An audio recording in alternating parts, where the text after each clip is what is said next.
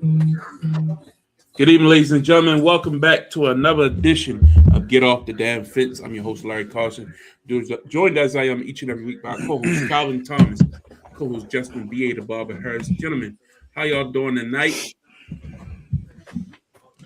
Been better days. Let's just keep moving. Yeah. I'll let you know about 25 minutes. Yes, right. We are here on a Thursday. That's right. We are out of our normal time slot. As we told you, this week we are here for the NFL draft, which is taking place live tonight. So we've all, NFL draft, NBA playoffs. There's a lot going on a Thursday night. So we have our eyes on the happenings that are going on.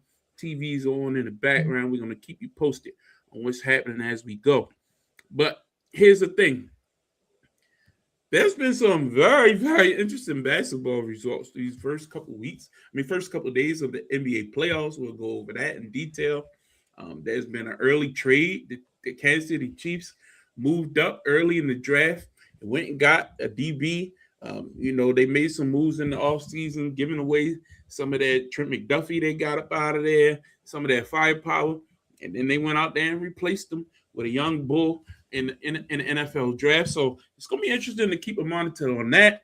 So a lot we can talk about. And then, of course, we're going to talk about WrestleMania. WrestleMania was a big card, 2 nights of Mania this past weekend coming from Vegas. We'll give our full recap of that as well. So we got a lot to talk about tonight. Orioles have been up and down. I'm going to the game tomorrow. Calvin, you'll be there. Justin, are you coming through? No. You're on mute. You're muted. But it's all good. He probably said something smart. Anyway, I did. You can't repeat it now. Don't go. That's not how it works. It's over now. The joke's over. You got to keep it moving. But the Saints pick is up. They're taking their selection right now. Right. Calvin, I know you got the remote on you. Who did the Saints take? I don't know. I'm assuming they may go. They may go receiver. I think they have a good quarterback. I don't know if they go defense. Yeah. I agree. I think they go defense, man. You think they go? Think they go safety? They go safety from Ohio State. They went wide receiver. They went okay, Tyson. Okay, this ain't the wide receiver draft though. They're the best two. So yeah, they gone. So I think I also remember them talking about moving on from Olave too. That was one of the rumors. No, not with that young quarterback. I mean, not now. They signed who's the running back? They signed a running back in the offseason. Not Kenneth Walker. A guy from Kansas City, right? Yeah. I was going to say the one that kept getting hurt. Is it Pacheco? Pacheco, yeah. No, they signed Travis Etienne. Yeah, that's what they Travis? Signed. Okay. Yeah, from Jacksonville. From Jacksonville. Pacheco went to Detroit. Detroit. He went to Detroit to replace Montgomery. There we go. Because KC got the boy from Seattle. Yeah. But anyway, so that's a pick. They got a receiver. Like I say, you got a young quarterback. Get him. I like the Titans pick though. I like them getting that help for Cam. I think Tate was the best. I agree. Wide receiver in the draft. I agree. Yeah, I like Washington's pick. It's getting interesting. It's the top 3 linemen still on the board. That Washington tackling the 2 guards. Yeah, Washington made an excellent pick, man. Is Bobby coming back one other year? No, he not. They didn't resign him. Mm-hmm. Well, if he a free agent, I would resign him now. Like I would mentor. Yeah. But they play a 4-3, right? They play a 4-3, right? The boy can play anywhere though. That's the okay. That's the thing. You can line him up anyway. He's really that talented. Yeah, we'll see. Let's start tonight with the NBA though, and we'll keep our eye on the NFL draft as it goes on until we get closer to that Ravens and Cowboy and Tampa Bay area. But let's start with the NBA playoffs. Currently, the New York Knicks are in a dogfight, fighting for their life, that is. Coming to tonight, they were tied 1-1 with the Atlanta Hawks. Now they're in Atlanta, and Atlanta is, playing some of the style of basketball we've seen them play throughout the season. Remember when a lot of people say when they traded away Trae Young, this young man is very happy to have been drafted to the Saints. I see he's weeping. But yeah, life just changed. You know what I mean? I give it to you, man. It is what it is. He's a millionaire now, so congratulations, young man. But weeping. Yeah, but the Knicks, hey, a lot of you, couple people here got these boys going all the way to the finals. I think both of y'all had them in the finals, correct? Yeah, I did. No, yeah, I did. I had him beat Cleveland. I had beat Cleveland. Yeah, you did. Yeah. And look, I'm not saying that this wasn't obvious that they would struggle against a team like Atlanta. I just think in the playoffs, coaching matters. And if you thought that Mike Brown was going to give you a better opportunity to win than Tom Thibodeau, okay. All right. I never saw LeBron James out there.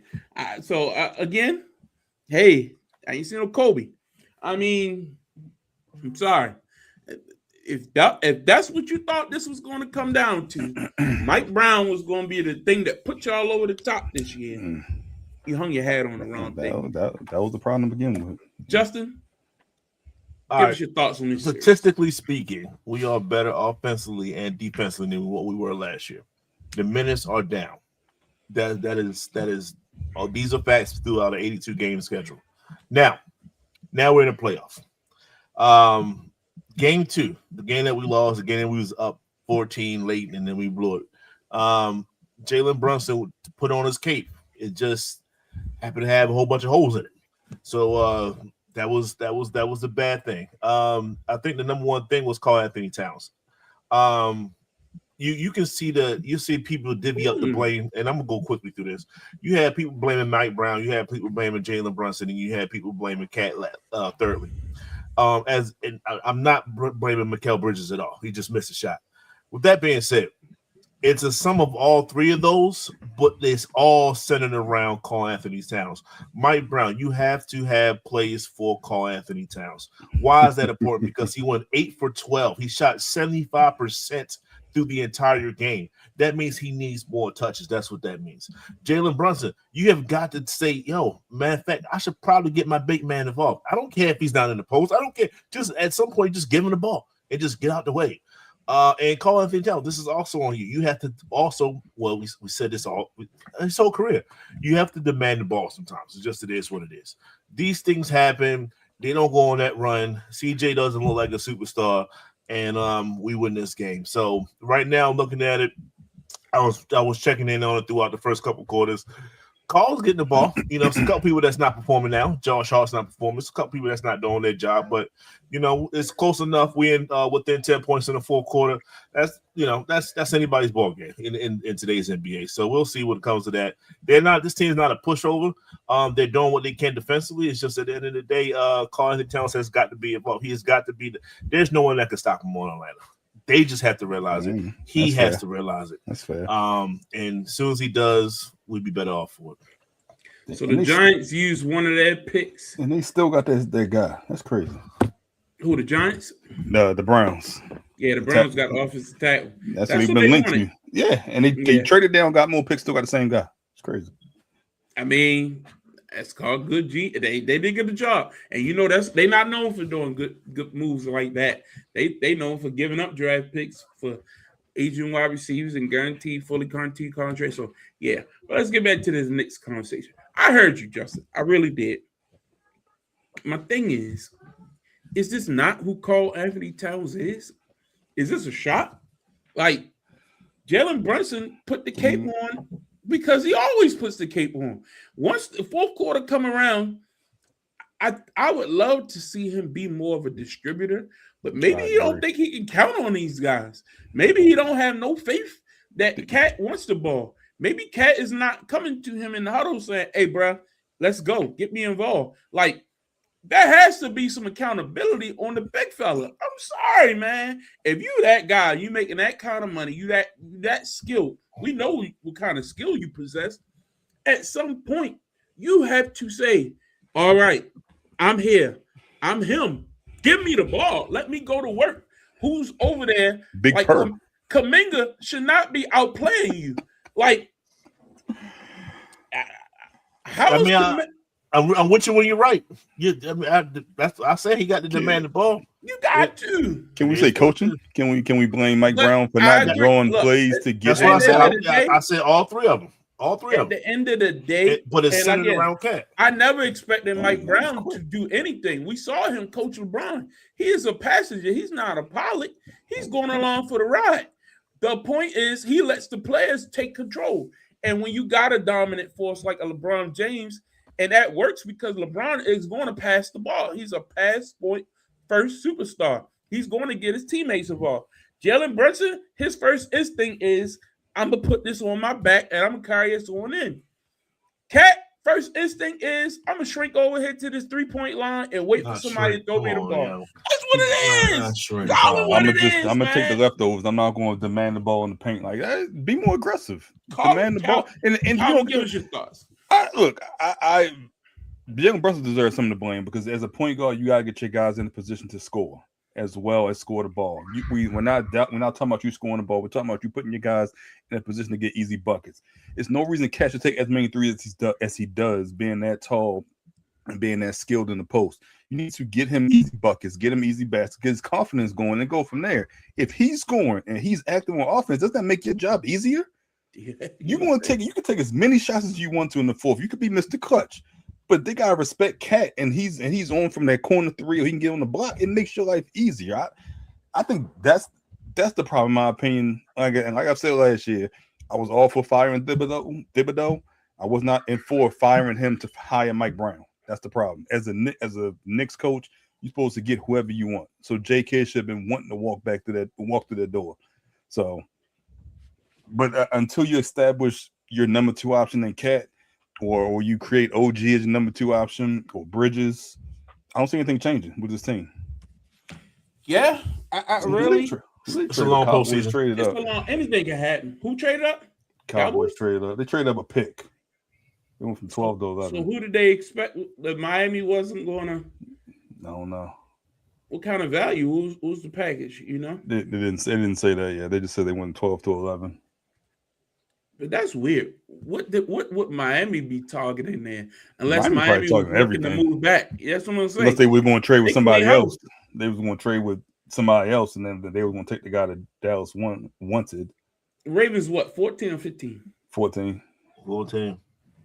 Because Bucks are 15. Miami. They got who's pick? Atlanta. Mm-hmm. Interesting. Who y'all targeting? You think they're moving George tonight? Oh, he's getting moved this weekend. That's the only reason. That's the only reason he signed a franchise tag. It doesn't make sense any other way. I think it's why wouldn't you move him tonight? Wouldn't you want a 1 for him? I don't know if you get a 1 because you still got to pay him. So maybe you get a 2, early 2. But I don't a 1. Like, a late 1 is the same thing as a 2. I could have saw like Kansas City like moving back and trying to get a receiver at some point. They still need 1, but I mean, I got to give you actually moving a little. I mean, it started at 8:00. It's 9:09. They went through 10 picks in an hour. Yeah, but I don't. I think he gets moved.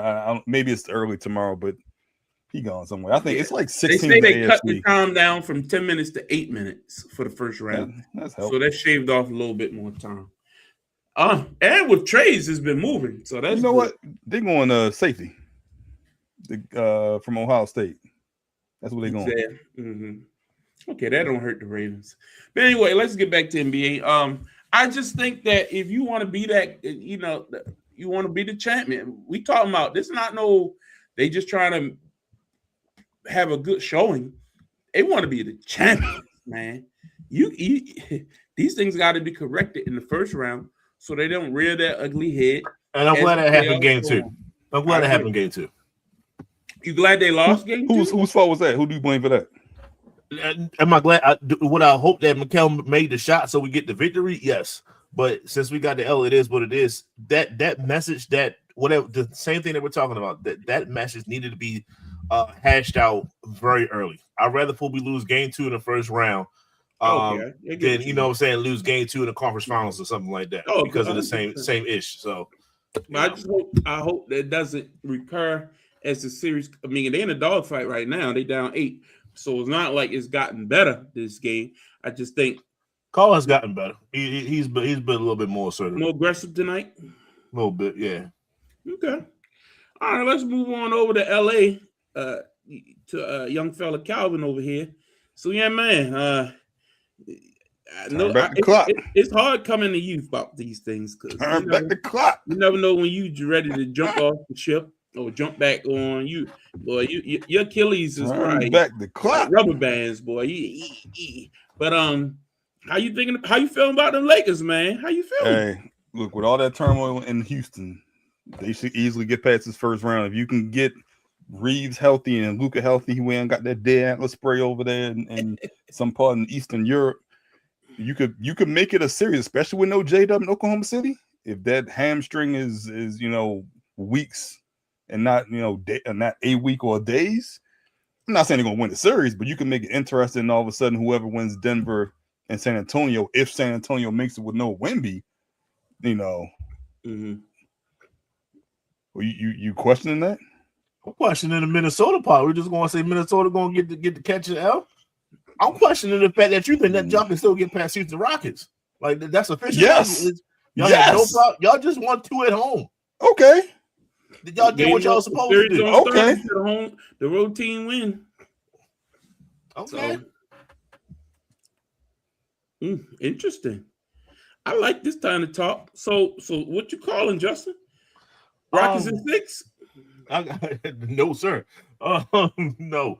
I am with the Lakers. I just wanted to see what Calvin had to say. But this is pretty much like we talked about this. Hold on. Let me do my best Unk impression.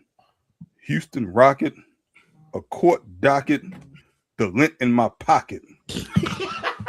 Lakers in 5. He was over there thinking of what wrong.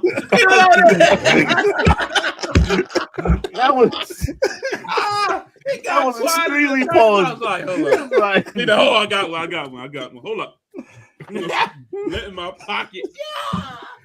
That saved it though. That saved it. Yeah, you came through, man. You came through. I give you that. But no, it's like this is an indictment on KD, man. It is what it is. This is old-fashioned basketball. It's like LeBron and his crew, and KD, you got your crew. You ain't got the point guard, and y'all not where y'all supposed to be. Guess what? I don't have AR, and I don't have the league leader in points. I don't have him. Marcus Smart had 25 last night. It's my guys against your guys, and let's roll the ball out and see what happens. Who can make that team better? Yeah, that's the word. Who can make the team better? And it seemed like KD has not done that. What's the center name again? He is Sengun.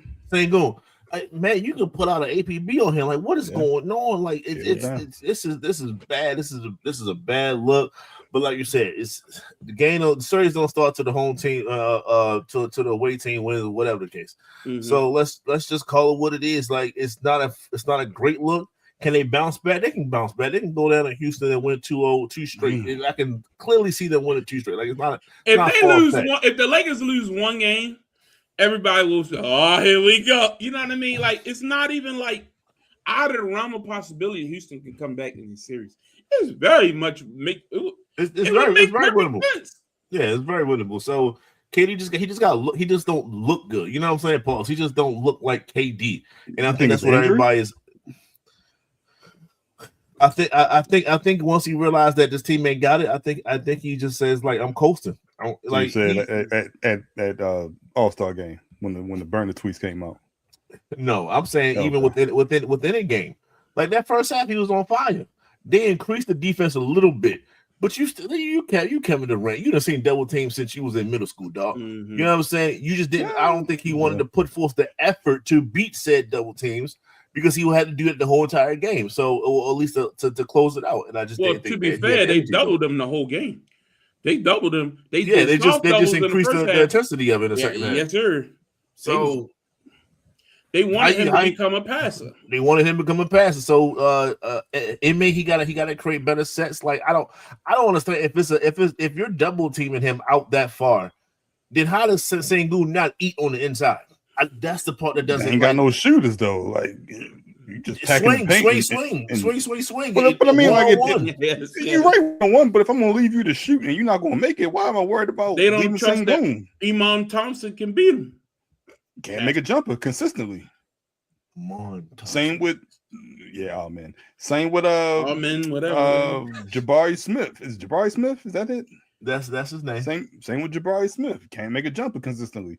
So why am I worried about leaving Sengun when you ain't hitting nothing? They got to do something.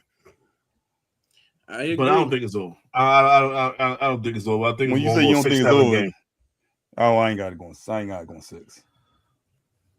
I think the problem I have is like you had Marcus Smart go for 25. So if it's somebody it's going to be somebody different every night, and you're at your full strength, this is the team that you're going to have. And I still got Reeves and I still got Luka who could potentially come back the longer the series goes. Like that would work. I'm not saying they're going to be 100% if it's a game 7. I'm not even saying you play them a game 7, but you making those guys with the Marcus Smart, the Luke Kennard had back-to-back games. What, 7 3-pointers? He leading scorer.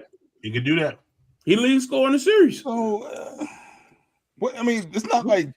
What can they do? Like the adjustment should have been made after game 1. Like one game, okay. Back-to-back games? Yeah. Well, he got hot, man. It is what it is. Who did the Cowboys take? Caleb Downs from Ohio State, the safety. You called it. Interesting. Yeah, but I just think, is it sustainable is the question. Hey, Calvin, log into your FanDuels. Let me know if you're able to log in. Something right. The question is it sustainable? And LeBron, we got to talk about LeBron. We haven't talked about him enough. I can get him. We really had. Go ahead. We really had to give LeBron his flowers. I will say, the guy has taken the third option role for the majority of the season. He has taken a step back when AR stepped up to be that number 2 guy. He really made himself. Was that Dan for the message? Yeah. Oh, understood. I think it was for the best for the team that he took a step back, and I think it worked for the most part. But now, having to reassert himself as the leader of the team, I really knowing that man Curry too.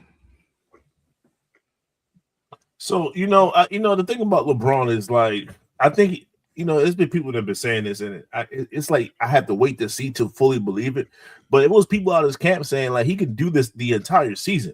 It's just it's best for him to play the third role on this team. Like it's easier for him. It's best for the team and all these other things because you got Luka. Luka's Luka, right? So it was like, this LeBron is there. It's just he didn't have to, use those tool sets, so we're seeing it right now. That dunk he did, my God, like he took back the time for that. I was like, just lay it up, my guy. Just lay it up. Dribble from the 3-point.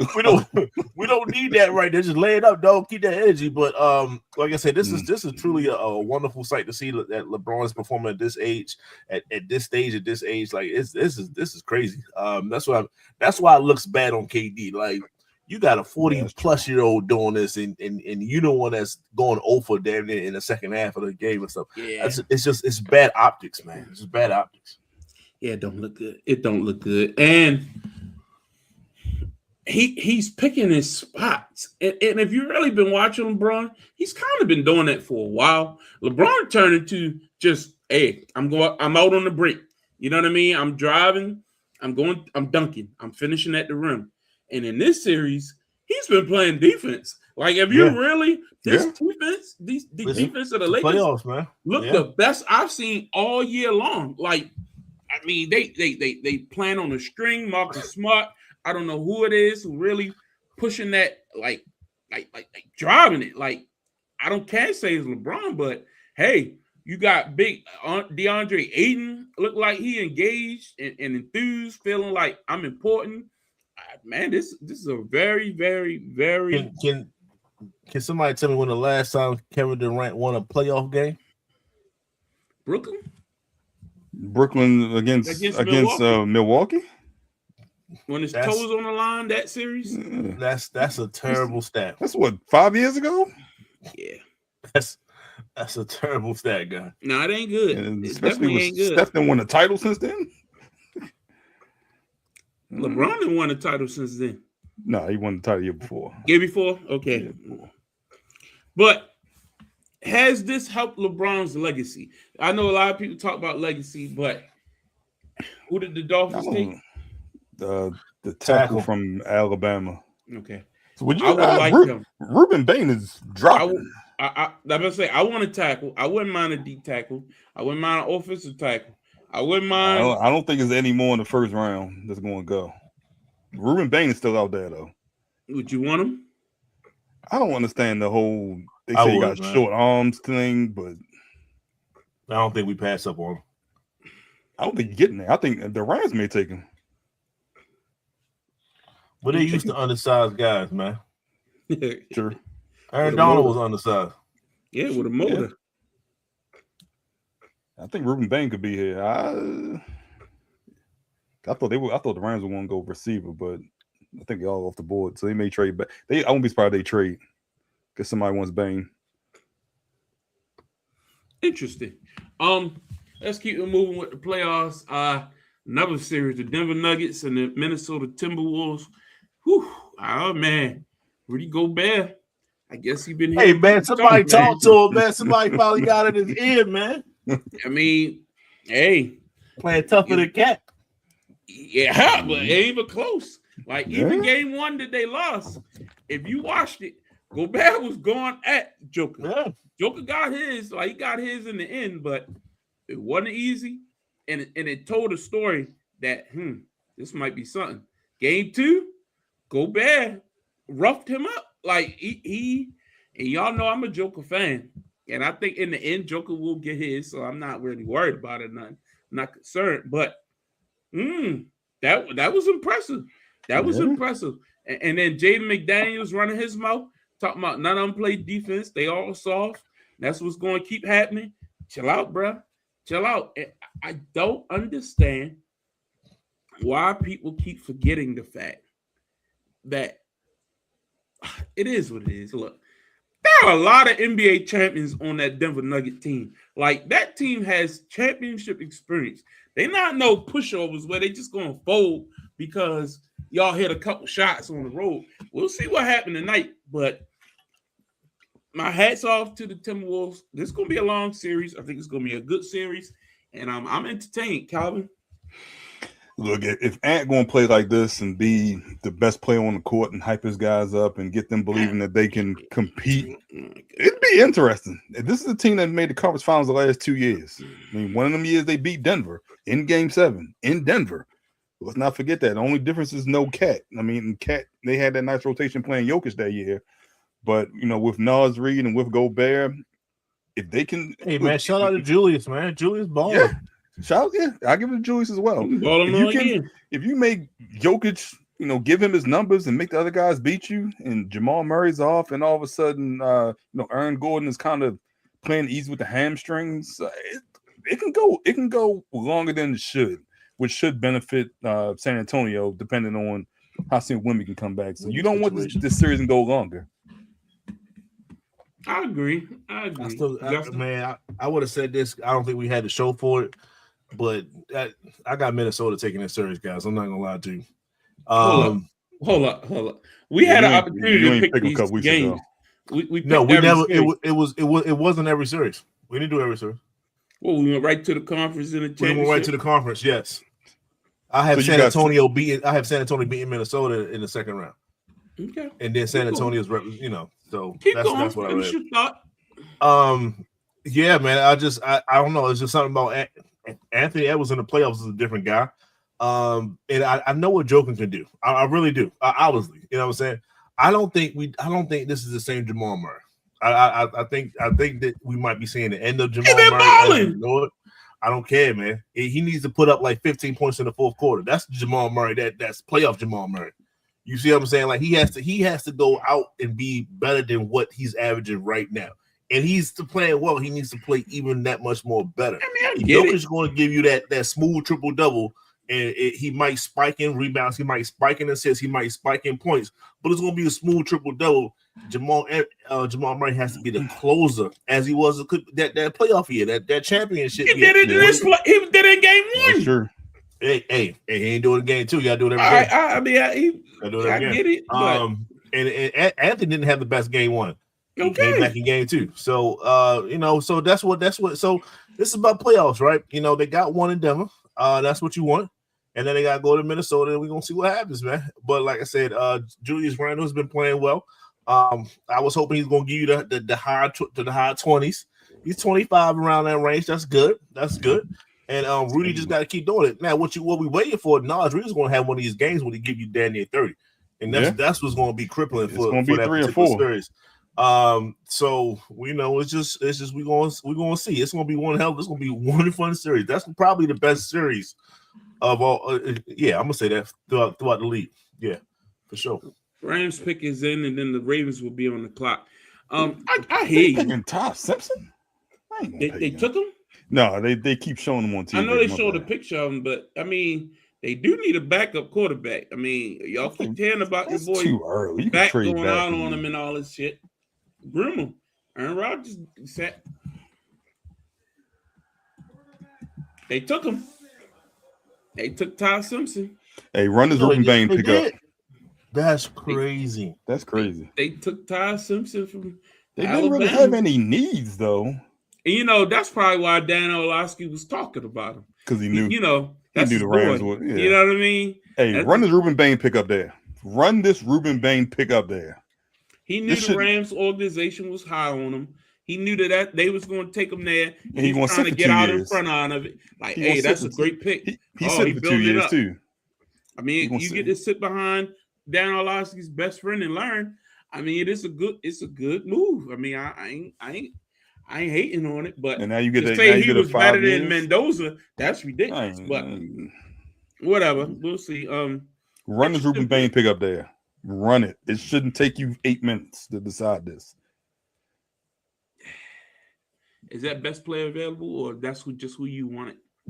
I think that's best player available, and I got a defensive head coach that makes defensive players better. In my opinion, is he the best defensive player available? Yes. Okay. Off the top of my head, yes.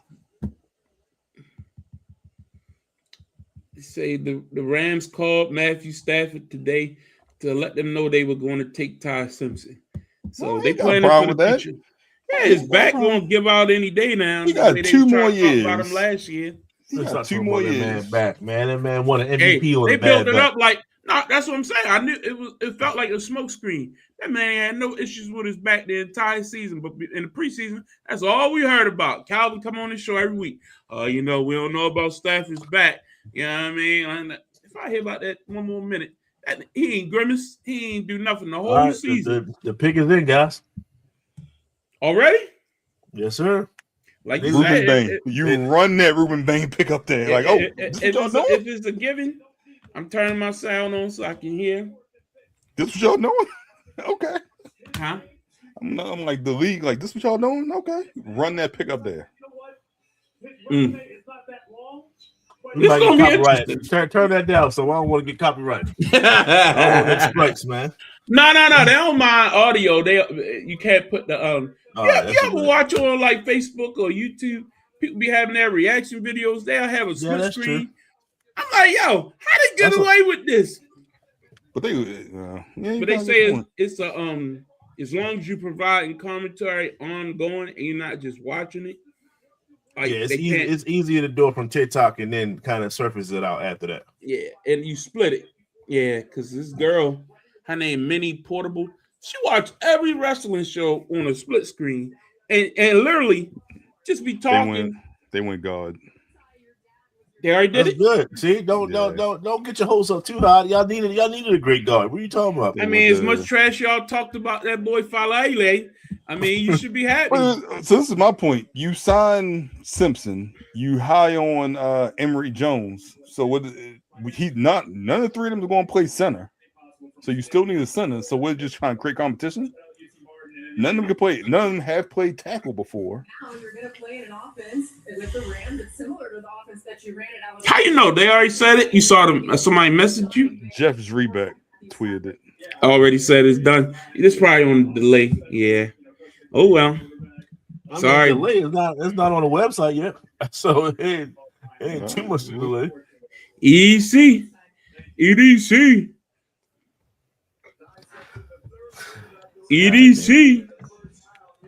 so tired of this. Sweet. His name Yeah, we Vega are going- Lone. Y'all The taking Ravens get Bane? one of the. They say Ravens get one of the cleanest that was a tight prospects end. in the class. Turn down the chance Kenyon. to draft Ruben Sadiq. Bain. Yeah, it's already done.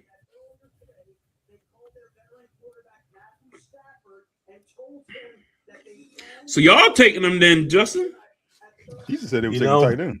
We needed. I say him or the tight end. Oh, okay. We need a defensive end. We struck out on everybody in the offseason. I would have took either one. But who playing center for the Ravens? Does he play They center gonna too? draft. No, he played guard. I don't think he's ever played center. They got them projected to take a center from Penn State, I believe. In the third Dan round. Orlovsky just tweeted, "The work always wins." No, you had inside information, and That you was knew the work.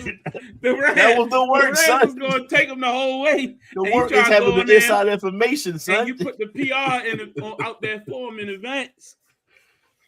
That's what Ravens picked a boring ass guard. Yo, what's his name, Calvin? I don't even know. What's his first name, Hello? Calvin? I don't even know. Hola, I Baba don't even know. Vega. They're going to try. He that big ass tree around his neck. What he got? He got the Oh, whole palm God. tree around his neck. Golly, He that the- ain't no Roman Reigns follow Lele. The OTC. Nah. Follow Lele. What? Oh my God, He got yo! the whole tree. He got the What whole is branch wrong around with his you, neck. yo? You so ignorant. And he's Samoan. And the pick is in for us, so we ain't waste no time. I must be on delay or something. I mean, I see that at the bottom and say the pick is in, but they still showing the Ravens pick. Y'all took a guard, man. That was boring. You see how you say Giants- y'all, right? Yo, Oh, You see how you say y'all, right?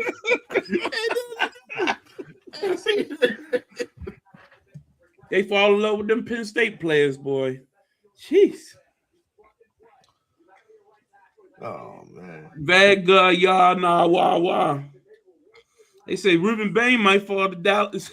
That's Skip. Never mind, I'm not reading that. Yeah. Yo took a guard. Hey, Cal, why you keep saying yo? Why you keep saying yo? He keeps sliding it in there. It's cool. He had Hey, one of the man. Giants. Why ain't pick Ruben Bain? He the best GM in football. You know what I mean? Go get you a splash player. Anyway, Harbaugh building the right way. That's right, Leonard. You got it. How about took a what a I think he took a tackle or something. But Left tackle. and he took a what a defensive end at 5? Yeah. Firepower on the trenches, baby. That's what we do. So they trading Thibodeau? They trading Thibodeau then? He already no. They keep him. They traded the other one, right? To They ain't Cincinnati. trading nobody. They still got Brian Burns, Thibodeau, and who they draft last year? No, Abdul Carter. They traded the boy The to Giants? Cincinnati. They traded. Yeah. He was a defensive tackle. Yeah, they traded him. Yeah, I'm talking. The other guys are ends. Yeah, they ain't trading nobody else. That's it. It's all good. We good over here. Don't worry about us up in New York. I Yeah, heard I that mean, we. I'm like Justin. Justin got New York teams all through his fandom. I got I one. got now, one baby. team. What You're talking a Jets fan too. I remember that Jets Jets fandom. fan. I was Brees You Hall were. fan. No. I'm a Brees Brees Hall Hall 2K. fan. You was all about the Jets, and Brees still on the team. So y'all ain't down too. Turn the game on real They quick. came back. There you go. You ain't had no faith. You had I'm no rooting faith. on- I'm rooting I for didn't say it was you. over. I was pissed That's off. how you came in I'm here allowed to be demoralized. pissed off. You are. Let's move on to another tragic moment. Wemby's face bouncing off the court. Oh, Got to be Lord. more careful. Mhm. Put your hands down, bro. What happened? What happened? And you know what? I'm gonna say this. I love Wemby, but if you watch him play, He clumsy, sometimes he He a plays little clumsy. very reckless. Like, Yeah. bro, you It's you not like fluid. 7'6". It's You not know what I fluid. mean? You like he goes up awkwardly, off balance, comes down on the side of his foot on layup. Sometimes he bumps a lot more for a big man of his size that really should never be going on the floor as much as he do. If you watch him with great regularity, he don't rebound the basketball like with strength and power. Like he kind of Yeah. flimsy. Like He a tap guy. You know, like Yeah, man, tap it over like- here, which means more jumps, more more ways to get hurt. To be honest, And in game 1, when he was flowing, if you watch some of them plays, he was falling down in like just real lackadaisy, and he was hitting some fall away jumpers, fell down with him, and I'm like, bro, that's a lot. You're a big guy to be hitting the ground like that. You know what I mean? Like, so it's almost I'm not like saying it's the same cautiousness as when Joel and Embiid play. Like, yes, is this what hurt? Is this it? Is this it? Yes, you can't put yourself in harm's way and leave yourself open to that type of stuff. And the more you hit that hardwood, the more chances you taking something going to go wrong. I'm not saying like again, nobody wants anybody hurt, y'all. I'm rooting for the young man, but to blame Drew Holiday for that, I don't know, man. You got to keep your feet. I didn't. You know what I mean? Like Drew didn't pull the chair like to intentionally make him fall. It's almost like he couldn't get his hand. He couldn't get his hands down in time. Like it was just like he felt awkward. Like you got to learn how to fall. Like they teach you that. Like you don't just take it on like and have your arms all sprawled out. It's not like grab them. I watched it multiple times. It's like he was sliding, but he wasn't. Like he came down like up like north and south versus like sliding on an angle. Like I can see if you slide and then you kind of let your arms go. No, he was coming down, my guy. You got to put your hands up, but he didn't want to injure his wrist or nothing like that. So, and I think that's what it was. But he felt slowly on your face, slowly too. Like he could have. He had time to stop himself, and it's just like he was out too, bro. Yo, he was out for like 3 seconds. Yo, I'm like, he's gone. He's not here right now. I honestly, he should have stayed down longer, like, and maybe got himself composure together. And when he got up, he wouldn't have had that little wobbled. You know how that wiggly wiggly legs he had. If that wouldn't have happened, I don't think he would have went and wiggly. I don't think he would have went into concussion protocol. Like, but because he got up and did the little. He was knocked out. He was happy that he woke back up. What you mean? They had to give him the smelling salts to get his ass up out of there. That's a big man to be flat out. You ain't got no stretcher for a motherfucker. For a guy that's 7'6". You know what I mean? Like you gotta put two on together. You gotta put two on together the long way. Nah, bro, you gotta get up. Like any other guy, they might have got him up out of there, but they ain't had no equipment for nobody his side. Y'all trying to take over ATL with Allen Houston, Pat and John Starks? Yeah, and we signed Bane. There we go. All right. Y'all went Bane? Yeah. That was interesting. Y'all did what the Ravens should have did, I guess. Hey, championship organizations do stuff like that. I like it. I like it a lot, guys. Y'all still got y'all got a Miami boy. He ain't even bother to get a trim up, a lineup, or nothing. He ain't getting no shape up. He's still whooping it. Yo, he was whooping it since the combine. Yo, he looked rough. Like, yo, bruh. At least, yo, come on, man. Hey, come on, hey, dog. Man. You said the man ain't getting no line. He ain't even got a sharp. He was like that at the combine, and people talking about it was the opposite. It was like if my football player looked like this, then he a dog. I'll take him any day of the week. That's what it was. But still, dog. But on draft night, my guy, come on, man. Line it up. You can go raggedy by August. Can't be looking like this on draft night, man. Bruh. Yo, he looked like he just stone cold, just came out of, he about, damn, bruh. He kind of looked like Farouk a little bit. D-block. Like, seriously, like, damn, that's bad. Is he from Africa or something? Where you from? You're from fucking Alabama somewhere, man. He look like one of the niggas don't use deodorant. Like, he really do look like he them. Like, no lotion. Just, I'm showing up. You want to defend your draft pick? He probably will be a hell of a ball player. That's what I'm saying. Like that's what people say in the draft. He didn't even stop on draft night. Look better. Look. When you get drafted, they got the little mirror with the hat. No, they niggas they put the hat on, look in the mirror like, hey. He just grabbed the hat and just kept walking. He kept on moving. He knows. Okay, He from Miami. The hat is an upgrade. Damn, he could have been here with Lamar, man. Damn, I know Lamar. Like, we could have used one of the Miami boys. Damn. Probably like another Dwight Freeney type. He got good motor though. I remember him. Anyway, So yeah, the Spurs tied 1-1 with the Portland Trail Blazers. Game one, the Spurs looked pretty dominant. Looked like they had it in tow. But then Wemby goes down in game two. The Spurs really still had a good handle on that ball game until late when Portland went on a hell of a run, and they just went on a run late, and they got the lead. Scoop man, he took over. He played well in game one, and then in game two, he just was like, shot you get. green light, damn it. Every time I get the ball, I'm shooting. And that's what happened. Denny Ogdeva, he had some timely plays, but for the most part, that was Yo, Denny. you messing up some names. His name is Denny Ogdeva. Anyway, Scoot Henderson was the MVP of that game, and he's the reason why that series is tied 1-1. So question is, how long will Wemby be out? If he's out for an extended period of time, does Portland win this series, or does San Antonio have enough? I want to go to Justin first on this one because I really am interested in your perspective since you say Wemby is the MVP of the league. What's your thoughts? They didn't win game two. That's one. Portland was on nobody's radar. So you would think that as much as people was talking about how good San Antonio Spurs team is without Wemby, that they should be able to handle business and at least beat Portland without Wemby.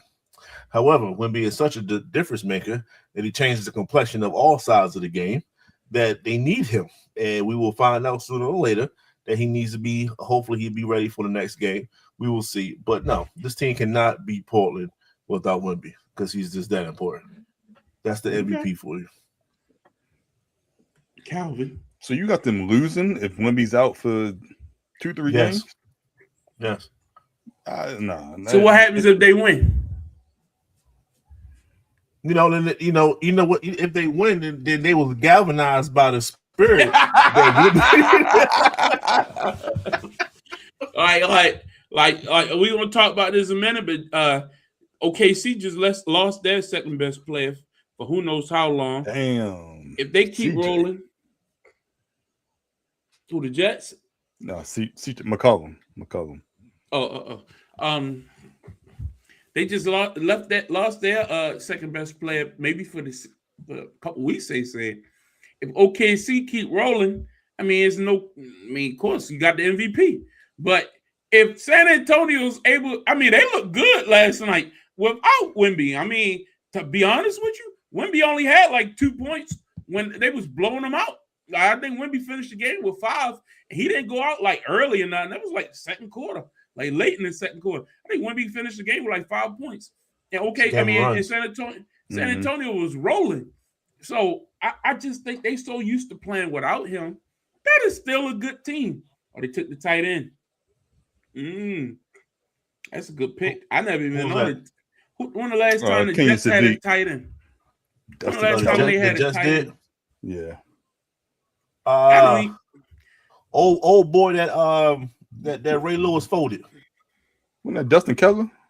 Yeah, I think it was. Who?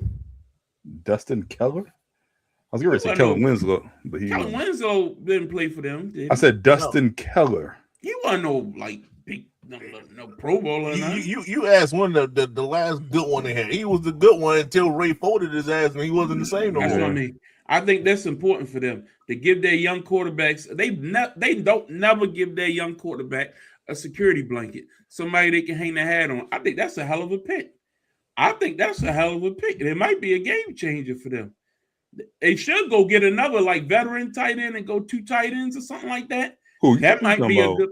The Jets, nah. Yeah, he didn't turn the ball over. I'm rooting for that young black coach, man.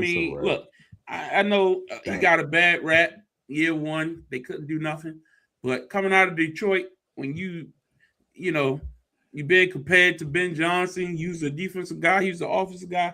I'm not rooting for the Jets, but I'm just saying, like, that's a good pick. And it'll help out Breece Hall. It'll help out the running game. It's not a bad pick for the Jets. It's all about getting all your weapons until you get your quarterback next year. Yeah.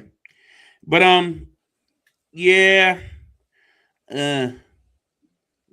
interesting. But what's your thoughts on that series, Calvin? San Antonio and Portland. I still think San Antonio should win the series even without Wemby. Will it be easier with Wemby? Of course, but I still think they're the more talented team. I think they just had to get a game plan without Wemby, and they'll be fine come this weekend or tomorrow when they play games 3 and game 4. But I still have them as the favorite. Nothing changes. Wemby is a big piece of their offense and to their defense, but now it's time for those other young guys to step up. So I still have them the favorite. It may go 6 now, but that's about it. Mm-hmm. All right, let's move on. The Thunder look like they can't be stopped. I mean, it is what it is. Yeah. That's a wrap. Not even really much to dive into. Phoenix, they are what they are. They did what they could do. But yeah, it's levels to this. OKC just has too much firepower. And I think that we're seeing it on full display. Moving on to Orlando Magic, man. Look, Calvin, you picked Orlando early in the year. You said that they will be forced to be reckoned with. I thought they showed themselves pretty good in game 1. Came out, beat Detroit, really showed themselves to be a fighter. Now, in game 2, they kind of, got folded, and it looked like Detroit got back into their regular form. But this could be a series. What's your thoughts on this one, Calvin? I think it'll go longer than it should. It'll probably go 6. I think Orlando eventually isn't just enough. But I think this raises more concerns about Detroit and what they are, even with Cade. Who's the number 2 option? If they're not playing great offensively, do they have the defense that can overcome them consistently in the playoffs when offenses get better? And I have Cleveland beating them in the next round, and I think Cleveland is going to be a better offensive team with bigs that can match up with Jalen Duren in the paint, and they have a couple of them. And then you add Donovan Mitchell, and you add a 3rd or 4th option with James Harden. So I think this reflects more on Detroit because they should have swept Orlando, a team that basically gave up. That's the AFC that has this internal beef with their quarterback. I'm sorry, with their coach. This says more about Detroit, in my opinion, especially if it goes 6 and Orlando wins a couple games and extend this series more than it should be, and Cleveland's at home sitting there waiting because they're in the process of sweeping that series. So this says more about Detroit, in my opinion, but they should still win this series, in my opinion. God. Atlanta beat the Knicks 109-108. Sitting there watching the end. They turn the ball over at the end. I haven't been able to get into my FanDuel for the last 20 minutes. Maybe longer than that. I lost the game.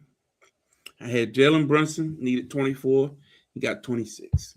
Karl Anthony Towns needed 18. He got 21. OG needed 13. He got 29. Big showing by OG. Jalen Johnson needed 16. Got 24. CJ McCollum needed 17. Got 23. Kuminga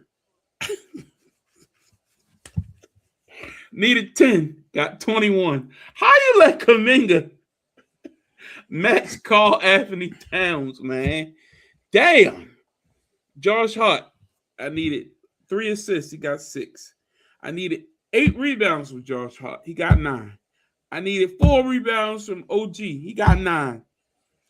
Nickel Alexander Walker, I needed 15 points. Failed. And I lost.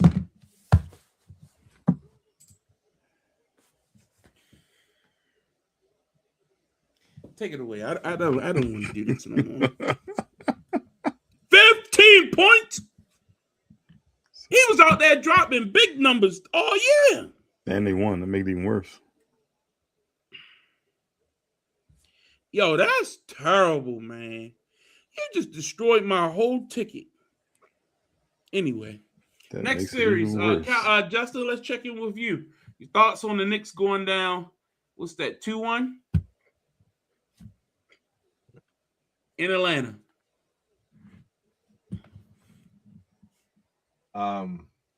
They had too many lemon pepper wings. So as a side things result, is down courtside. hopefully they focus because I mean honestly, just real talk. They came out sluggish. They came out lethargic. They battled back. Mm-hmm. And they had to see you had to battle back. You shouldn't be in a position to do that. So hopefully in game 4, they come out the gates, swinging for the fences because that's what they need to do. This Atlanta team is for real. They're serious, and they have Magic City to use as a distraction. So it's time for New York to get serious.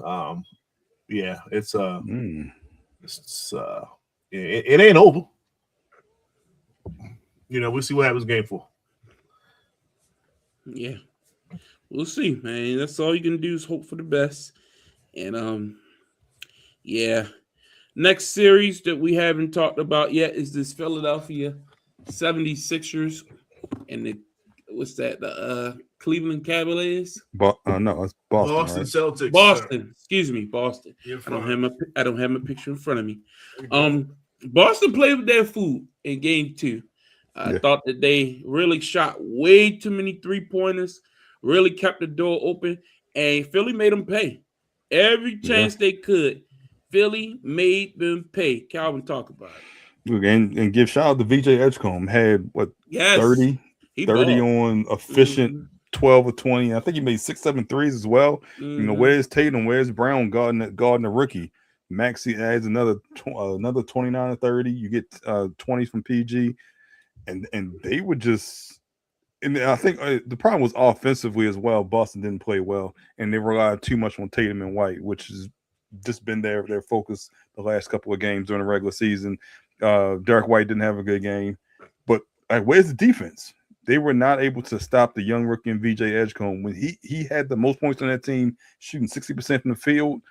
This is all on Boston's defense. I don't know if they took them lightly or they thought they would be able to easily win this series, but now it's tied up 1-1 going back to Philly.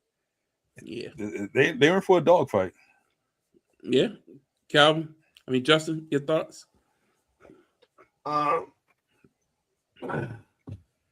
bad, yo. Y'all just caught me at a bad time right now, man. It's all right, man. We all been there, brother. We got your back, man. Focus on the Bucks. Focus on the Bucks. Hold it down, man. Orlando. No, you said Boston and so yeah. One day at a time. It's very similar to New York and Boston last year. Boston is going to shoot. They're going to shoot threes, and if they're on, they're unbeatable. But when they're off, just play your game. Just play your game, and then you're going to see the momentum switch. You're going to see the points in your favor, and then next thing you know, you got the W. So it's just, are they off more so than they on? I don't know. That's why we play a 7-game series. So what Philadelphia did was they played their game and they waited. Every miss, we gone. So VJ played well. Maxey played like a superstar. And this is what we were saying in the very beginning. What we said in the very beginning of the season, like, it's time for you to change your team over to Maxey. It's Maxey and VJ. It's their team.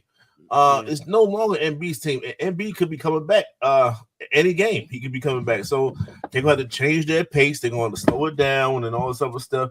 No, man, when they miss, we out. That's their model. When they miss a 3, we out of here. And we play like that. So we're going to make them work. And it's working, man. So if anything, this series probably go at least 6. And they're gonna make Boston work, man. They're gonna make Boston work. Which is why I didn't want to play Philadelphia in the first round. Apparently, I probably shouldn't have chosen anybody but Atlanta. But it is what it is. But yeah, man, I don't be surprised, man. I'll say that, man. Don't be surprised if Philly go to the next round, man. I told y'all Philly was a dog, you know what I mean? But I thought they needed Embiid to do what they doing. So shout out to them, PG playing solid defense too. I have not overlooked that. True. PG actually had played some defense too. And like you say, that's true. VJ, I know he wasn't rookie of the year. I know he wouldn't get those honors, but if you looked at like some of the plays he was making, he felt like he been in the league a couple years at this. You know what I mean? He was playing. They around and gave him confidence. That's what they did. They around and gave him confidence. True. He was playing with conviction, and that was on the road. And sometimes I know some shooters, they play better at home. Some people do play better on the road, like no expectations. You don't miss one and the crowd start booing them, miss 2 or 3 and the crowd start booing you, nothing like that. On the road is us against everybody. And you can just turn out the noise and just you you feel even better when you can shut the crowd up and they get crowded, and then you can, that one guy who's been nagging you the whole game, you can turn around, tell him, now take that. You know what I mean? Like, some people just play better on the road. So shout out to Philly. Play with some great heart, and we'll see where that goes. But on the other, I mentioned it slightly earlier, that Cleveland-Toronto series, they in a good game right now. That's going back and forth. Cleveland is dangerous, man. They got high firepower. They got, like, anybody can. Cleveland about to sweep them. They got 3 guys who can really just take over any given night. But right now, they down by 3, 28 seconds left in the third quarter. The Raptors are not going away. Scotty Barnes had a hell of a game tonight. They got about 30 going into the fourth, so he's in for a big night tonight. I know I just put a little on him going in, live game bet, going into the fourth, get 35. They can give me 5 more points. I don't think that's far-fetched. But, he got 20. He made a free throw? I think he had like 29. Yeah. Yeah, I only need to make a couple more points to get me 35. He can do that. You know what I mean? You said under, okay, I thought you said under 35. Okay. No. I need 35. But yeah, so it's gonna be interesting to watch this Cleveland team. Do they play with their food on the road? They look dominant at home. Do they lose this game? Toronto's a tough place to play. They are Nick Nurse is not a bad coach at all. We'll see what they're able to do up there. Any other thing we haven't talked about thus far that you all want to touch on before we move on? Yeah, that was everything. Yeah, that's it. So, any other news? Let's touch on it quickly. I know we're talking about the draft right now, but I want to get y'all thoughts. There's been a lot of discussion this week about this Diana Rossini and Mike Vrabel situation. That stuff that came out today. And more explosive pictures that they was linked up again. Like even after all the controversy, she quit her job at the Athletic. Mike Vrabel is still the head coach of the New England Patriots. And I do have a question. A couple years ago, Ime Udoka was forced to step down basically from the head coach of the Boston Celtics. Now, I know that situation was a little different because it was someone on the staff that he had some type of relationship with, he was dealing with. But should there be some type of repercussion against Mike Vrabel? Diana had to quit her job. I don't know if they forced her out. I don't know if it's a double standard. I can't really speak to that. But what are y'all thoughts? I have thoughts, but I want to throw it around first. Calvin, what's your thoughts on the whole situation? Look, only but so long you can keep some of that stuff in the dark. Do I think she just have to, if her journalistic integrity would have been scrutinized at any point going forward, then she can't represent that, because there's no way she could be unbiased, and that's the problem. Are we going to go back and look at every article she ran from Tennessee to New England last year? Are we going to look at and see favorable articles or favorable trades or draft picks, or her of leaking things that benefited Tennessee? If you go back and look at all that and it's true, then she can't be biased, and therefore you can't use her as a source for your publication. So she has to be gone. With the stuff that came out today, it just makes it look a whole lot worse, in my opinion, because we know that their relationship has spanned half this decade that they've been in this comfortable relationship, and even more so with allegedly one of her kids and all that stuff. So that makes it look a little bit worse. So are they married or not? Are they happily married? They're both married. So they was just cheating all this time. That's what they were very friendly for a long time. So even dating back to when he was in Tennessee. She was getting resources or inside information about things inside the organization. They definitely trading AJ now. Stuff on Diggs. Yeah. Well, they already said they were trading AJ June 1st, right? I mean, that was speculated, but I feel like they're trying to drum up more interest. Anyway, but you have to question everything that she's reported. Correct. On the Titans and the New England Patriots. And I get that. But why she held to a certain standard, he's not. That is the question. Should there be some type of punishment for Mike Vrabel? Is that going against their I think cause? it's her job. That's why she held a different standard than he is. She's getting the benefit of the doubt a lot more. Her job benefits from him more than the other way around. I'm sorry.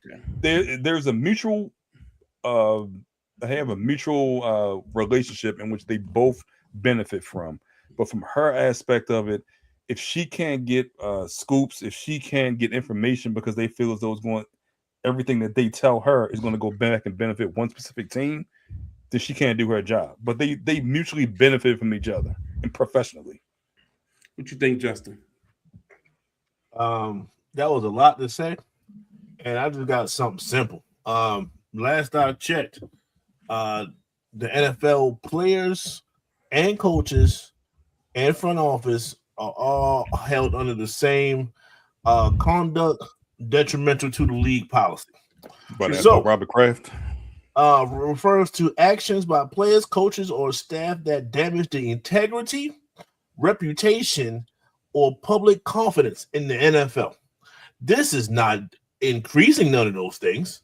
So if it's not increasing, it's not staying the same. It's damaging. You look at the NFL a bit different. You got one of your coaches carrying on like this. This is damage. So he needs some type of punishment. Now, I'm not saying he should get fired. I don't think that.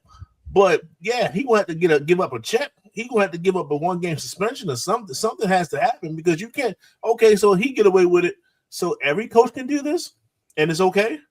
Nah, we wouldn't want that, right? That's not a good look. So if it's not a good look for every coach to do it, it's not a good look for one coach to do it. So he needs to go ahead and give up that check, and call it a day. So if that doesn't happen, then I gotta look at the NFL twisted. So y'all, if a player was doing this out in the open like this, y'all would have a problem with that. You know what I'm saying? If a player was smashing a reporter or something like that, wouldn't have the same access as a coach, though. It don't matter. If coordinator something, it don't matter. You know what I'm saying? It's just at the end of the day, it's damaging. It's not the NFL was not looking better from this. So if you go by that, then yeah, you gonna have to give something. Like I said, just give up a game check, call it a day. And I think more aligns with what you're saying is where my mindset is. If you are saying that she could have benefited, who's to say she wasn't getting information from players or other execs and leaking that information back to Mike Vrabel? You know what I mean? Like, he had a hell of a season. You know what I mean? Like, it's very possible. I don't know who she was the beat writer for this past season. If she was the beat writer for the, let's say, Buffalo Bills or a competitor of Mike Vrabel's teams for this particular season, and she got inside information from different sources within those organizations, and normally she would hold on to that information, wouldn't share it. But if she already sneaking around on her husband and her family with this guy, who's to say what they talking about when they pillow talking? You know what I mean? She could be telling anything. Like, there is a line that you don't cross. Why certain professional lines are there. There's a reason why they tell reporters not to sleep with the athletes. Athlete, coach, same thing. You know what I mean? Like, you don't cross those lines. If this was a sideline reporter or Adam Schefter, it's just not really a good equivalent. But like a woman who his job is to get scoops on a league, and she's sleeping around with the top athlete and getting stooging out stuff that she got from different people to that said person who's in charge of the organization, that is a conflict of interest. And the same way it could be for him. He could be leaking stuff that's detrimental to like different aspects of negotiations with people working on contracts. The whole Stephon Diggs situation with the Cardi B and all that kind of stuff. Who's to say she wasn't supposed to be a distraction? Who's to say she wasn't getting information? And they got rid of Stephon right after this season because of a lot of the stuff they had to deal with him with the baby mama situation. That's conduct detrimental as a distraction. And it's in New England we talking about. This ain't no regular organization where they just, allow any old thing to happen. Robert Kraft, remember this situation with the massages and, Sure. Julian Edelman with the feet picks and all that kind of stuff. Was that him or Wes Welker? One of them. Remember all that stuff that was going on? One of them too. I remember the Robert Kraft stuff. It was a big controversy, man. And that stuff matters. And you got to hold your head coach to a standard even higher than you would do a regular player. So, yeah, I just think I'm not saying either one of them are right for what they've done. I just don't like the double standard. I don't like people trying to persecute her And Jason Whitlock, I hate y'all know I hate Jason Whitlock. But he went on this Your long boy. rant about how she shouldn't be. That's why women shouldn't be in sports. Women shouldn't even be covering sports because He didn't say that about Joey when he was trying to. Yes, trying he to get did. the buttery skin or whatever he was saying. That was his whole point there. He was saying Joy was only in those rooms because she was sleeping around with the executive, Charlie, whatever his name All is. right. And then as soon as somebody gay had the same thing, then it's like, all right, then that point is mute. As soon as somebody out themselves or whatever. So I get it, but no. I hate that it gives them this like Platform battery in credence. their back. You know what I mean? To now attack all women sideline reporters and all women who cover the game. The only reason why they get the access they do is because they sleeping with the star player or sleeping with the coach to get. It's just a bad look, man. It's a bad look, and the coaches and the players had to take culpability for that. They are put in that situation, and sometimes, you know what I mean? Look, if we single, we single. But if y'all in relationships, that's even worse, man. Just bad. Anyway, I just wanted to touch on that. Is that a coincidence with the kid? You gonna say that's a coincidence? I really don't. I'm not at liberty to say. I don't know. That's not my ministry. But it's just interesting, man. Very interesting. As the draft continues, we'll keep an eye out. The Steelers pick is in, so I know that they're going to be very interesting. I wonder who they're going for. They need a lot. Yeah, I thought they were going offensive lineman, but I guess they either didn't want to trade up or the price was too steep. Who'd they take? No, I thought they would. They were talking about they would trade up ahead of the Ravens to get the guard originally. Mm-hmm. But like I say, Ravens fans, y'all complained about Daniel Fleley all season and blamed the whole season on him. So y'all should be happy y'all went out and got a guard to show up that position, right? I mean, be happy. How do you feel about that? Who, me? Yes. They went got a tackle. That's a good pick. I'm not going to hate on the pick. It's boring, but it's a good pick. You know what I mean? I wouldn't waste no early first rounder on no guard unless he is Ben Grubbs or, you know what I mean, the best guard you ever seen in the NFL history or something. But we also were spoiled here in Baltimore. We had some very good guard play for a very long time. So if you can go out and find a potential Hall of Famer, who's up for the Hall of Fame for the Ravens this year? His son's been Yonder. Marshall Yonder.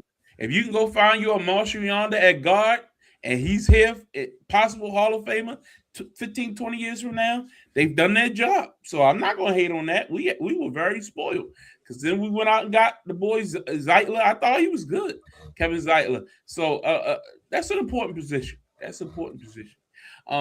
Moving on, let's talk some Major League Baseball. The Orioles have been a little up and down here lately. I know they got a couple comeback victories. Then they also lost in extra innings the other night, floating around 500. What's your thoughts? What you've been seeing, Calvin? I mean, it's better than being around 500 right now than being 2 or 3 games below 500. They've had some injuries. Adley just came back, had a good game when he came back. Still waiting on Westberg and Jackson, who had a setback at Bowie. I think it was at Bowie when he had a setback. I think the biggest problem we overestimated this outfield defense. Causa isn't who you thought he was. He's not. He doesn't seem to be your future center fielder, and you're probably waiting for Bradfield, Enrique Bradfield, I believe, is the young guy that's in Double-A. So you're probably waiting for him to come up at this point. On the corners, Taylor Ward's been phenomenal hitting the ball. O'Neal is out with the mystery injury that happened on his day off. But you're just kind of rotating center fielders right now, and defensively, that's really hurting you. But at this point, Gunnar with the base running errors as well, but he's in the lineup every day. I'm not complaining about that. Basayo's been hitting the ball real well. So it feels like once they get some continuity, once they kind of put the piece together, there's still a lot of young guys that they'll be okay. But for right now, you kind of got to ride that wave up and down until they get consistently on the winning track. What's your thoughts, Justin? Very similar. Like I said, I'm more a bit. I think I'm a little bit more aggressive than Calvin. It's time for players to go. I'm gonna keep echoing that until they go. Mel Callison can go. Adley Rutschman, thank you for coming back. You was hitting the ball well. You can hit your way out of the Orioles organization, and I wouldn't necessarily care. This is what has that we have to clear room because we got players there. Jackson Holiday, take your time coming back, and when you do, Jeremiah Jackson has solidified himself as being one of the best hitters in the league, man. So he can't go nowhere. He need to play every day. You know, so maybe he put him in the outfield. Maybe we have the next Cedric Mullins, and we didn't see it coming. In a sense, like who knows? But you know, we got talent, but we can't get stifled on talent. It's time for talent to go because we got more talent coming. It's just it is what it is. That's the luxury that we have when we have a good farm system. We're picking the right players, so on and so forth. Spending money on certain players. If they're not cutting no more, time to let them go. It's not a bad thing. It's just hopefully you do better somewhere else. You know, it's just it is what it is thing. So I think that's where we at. We're pretty much a 500 ball club, and that's how we play. We play like a 500 ball club. One day we might get rocked. One day we might not be able to score. You know what I'm saying? So if we like the nail biters, well, we getting like ass kicked too, and then we losing some nail biters at the same time too. We just lost. We just gave up a huge save a couple games ago. So that's just where we at. We are a 500 ball club. It's just that once we get our stuff going, we can turn that 500 into number one in the division, or we can turn this stuff around and be the last in the division. We just saw that last year. So I think it's just you make a move, and I think it's time to make a move before things get too rocky. So right now we can weather the storm. We just need some better protection out here. What's your move? Pitching? Like I said, I get rid of some of the big guns that we're paying right now to get pitching. That's what I would do. I don't care who it is. Just get some more arms out here. Okay. All right. That'd be interesting. The Rockets, the Cleveland Cavaliers are down 94-101. Under 7 minutes left. Checking in on that game. The late game is Denver and Minnesota tonight. Just keeping an eye on the NBA playoffs as well. Another news, WrestleMania took place this past weekend. Toronto, man, they're not going away, man. They are not going away. It's a very interesting card. I've heard a lot of discourse, a lot of feedback. James Harden. A lot of feedback on night one of WrestleMania. A lot of pissed off people, a lot of angry folk. And I know a lot of people looked at my video on I recorded Saturday morning talking about my thoughts for WrestleMania and what they needed to do, what Triple H and the booking committee needed to do for this to walk away as a good Mania. And I said this needed to be a fan service WrestleMania. Fans need to walk away from this card thinking that, hey, the person that I wanted to win came away with a victory. I feel positive. I feel happy. I feel joyous. And that will be good for the company. And I look up and down the results. And I think it depends on your point of view and who you're a fan of. If you are a fan of certain people, you're going to want certain people to come out on top. That's just the way it goes. You know what I mean? So when Randy Orton doesn't get a win, you're not happy. You're pissed. You know what I mean? But if you're a fan of Cody Rhodes and he pulls it out, no matter how it happened, you're probably happy. But that was one of the most convoluted, overbooked main events of any show I've ever seen in my life. But at the end of the day, going back to a year, because I had no expectations for it, it didn't bother me one bit. I moved on to the next day because the show I was really concerned about was night two. And for me, it hit on all cylinders. I was very happy with night two of WrestleMania, and it left me with a good taste in my mouth about the weekend. Because while I thought I could nitpick some different things about night one, and I will do that as we fully review the show, overall, that main event on night two and what I saw, Oba winning, the ladder match, I had a good feeling. And I think that's the feeling you want. In years past, WrestleMania was one day, you put on the best card you can, you send the fans home happy. Because you stretch it out over 2 days, now you have to book cards that can make people happy for 2 days. And you had to make a decision. Do I want to book for heat? Do I want to book for the happy ending? And I thought that in some cases, in years past especially, WrestleMania has been used for a vehicle to continue the story instead of this should be the finality. This should be the end of certain stories.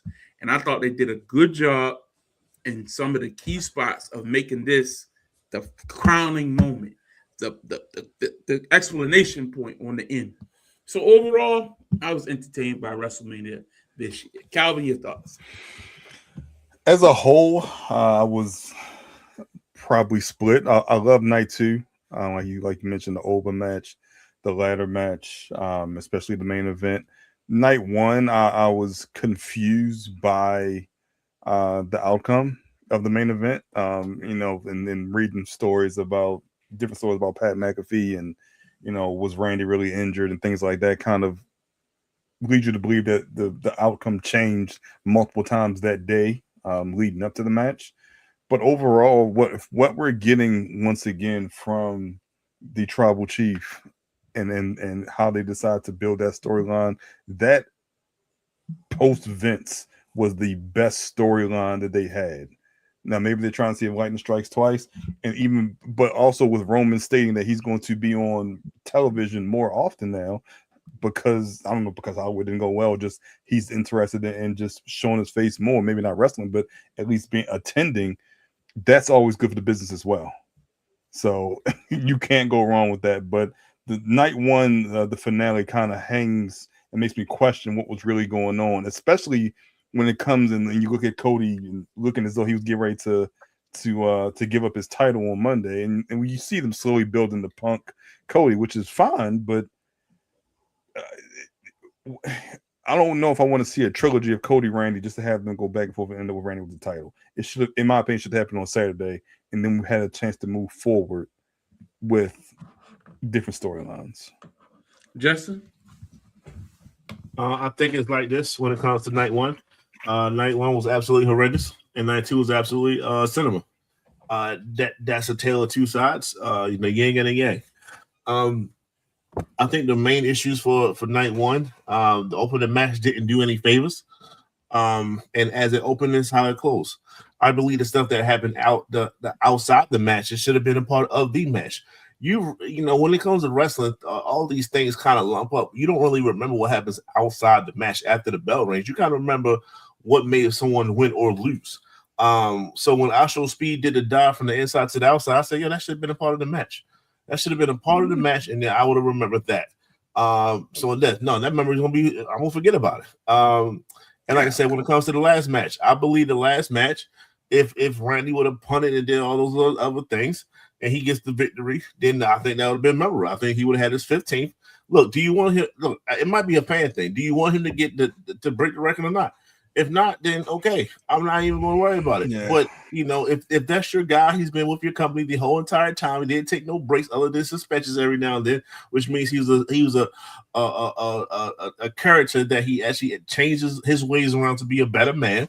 That's what you sell. Then yes, let him get the record. And then he don't need to have long runs. If he's really hurt, let him win it, and then let him forfeit the next night or the following Friday or something like that. It could have went back to Cody or something. It doesn't matter. It's just you do all that stuff at the end of the match. And, after the match was over, it was pointless now. I didn't need to see it. You could have waited till the next time you see him to do all that. Like it didn't need a WrestleMania spot for that. You do that during the match, and that's how you win. I think that was the issue, and we didn't have none of that. We didn't have none of that shenanigans. We didn't have no jelly rolls. We ain't had none of that for night 2. It was just CM Punk and Roman Reigns putting on one of the greatest matches I've ever seen. It was real Rocky-esque, the first Rocky when one person just had a little bit more energy than the other. In a sense, that's how we go. That's how we get. That's wrestling. That's what it's supposed to be. Right, that's what I'm saying. Like that's why I said it was cinema. That's what it's supposed to be. I have no issues with that. Cinema is great for me. Cinema is like, that's a 10 for me. So I should be entertained to that degree. And how it opened and how it closed. It was a great opening. It was a great closing. Brock shocking everybody. I told you it was someone that got that boy Gunther. Like him and Rey Mysterio both pretty much came out and said they do not want Gunther retiring him. It is what it is. No one likes Gunther, man. Only person that likes Gunther is the guy named Paul Levesque and a guy named Larry Caution. So with that being said, those two guys can do what DX used to tell you to do. So no. But yeah. So that was a great moment. To open and close it. And now when you have you have a great opening, you have a great closing. Can we get through the middle part of it? Right. That's why some of the shows are lacking, because the middle part sucks sometimes, for the most time. So, Trick and that the longest train ever. Was We'll go through match by match. Okay, all right, bet. We got time. Bet. But overall, I want to continue with the overall thoughts. I mean, I hear you, but again, that is subjective. And when you say if it happened, it don't happen in the match, it don't count. But are we rating the show off of matches, or are we rating the show off of moments? And that's the difference between were there moments on Saturday? You know, that's what I'm saying. That's the difference between WWE today and WWE when you were a child. Like when you were growing up and you were, it was still coming out of the wrestling era, but it was morphing into sports entertainment. And this is what WWE has become. WrestleMania. When we were growing up, WrestleMania was not this big spectacle that it is today. Every WrestleMania didn't have to be in a stadium. Every WrestleMania didn't have to be 2 nights and all these video packages and commercial breaks in between matches and sponsors sponsoring everything and all these obligations to all these sponsors and celebrities in between every match, standing up like you had a boxing fight or something like that. That's not what WrestleMania was when we grew up. You go back and watch WrestleMania 17, which is arguably the greatest mania in many people's eyes, Austin versus Rock. Go back and watch that card. It went match, quick video package, match, quick video match, quick video. It was all about what happened in the ring. But you had storylines to those. Promos. No, you had promos. People did backstage interviews. Name me one backstage interview that happened this whole weekend. It just doesn't happen anymore. It's a different business, is what I'm saying. Like, if you want pro wrestling, you got to watch AEW. That's just the way it is. I mean, if that's what y'all want from wrestling, you're watching the wrong product. WWE has morphed into TKO, UFC, sports entertainment. That's what it is. And when you say the moments aren't part of match, some of the greatest memories wrestling history have been about the moments. It just has. It has been post-match things that have happened, pre-match things that's happened, things that happen. I remember Austin and Rock or different people used to fight in the crowd before the bell even rang. Like they used to do stuff crazy, jumping all stuff. This person get thrown off, and it wasn't in the match. That was a moment. Or people wouldn't even remember that the person they wanted to win lost, and then post-match something happened, and you sent the fans home with a smile because you did something in the post-match. That's just the way WWE has always kind of been. Like, it's all about the pose. It's all about the celebration afterwards. And I just think that's how they've kind of built their business, especially when they want to get out of showing that. Like, look at the Brock moment. That was a moment. Him taking off his gloves, apparently that wasn't exactly planned. He kind of went impromptu on that. But did you notice on Raw, on other places, they threw together that video package, but Paul Heyman never said Brock is retired. They never actually signified that Brock is really gone. I've been hearing there might be a storyline there. Gunther goes to him. Remember Gunther said Paul owes him a favor. Yeah. He wants to be the one who retires Brock Lesnar, and that might be the match because SummerSlam is in Minnesota, Brock's hometown, whatever. So that might be Brock's final farewell. He might goad him out. Brock goes out as a babyface. Maybe he beats Gunther. I don't know. Say you think he beats Heyman to draw Brock back? He owed him the favor. No. So I mean, like Heyman building a storyline. You know what I mean? Heyman goes to Brock. Brock says no. I know what I'm saying. Post WrestleMania, Heyman goes to Brock. Brock says no. He does it a couple times, and then Gunther says, he said no, so I'll take it out on you. And then all of a sudden, he kind of draws Brock back that way by hurting Heyman. It's a story, but you don't have to do it right now because SummerSlam not till what, the end of August this year.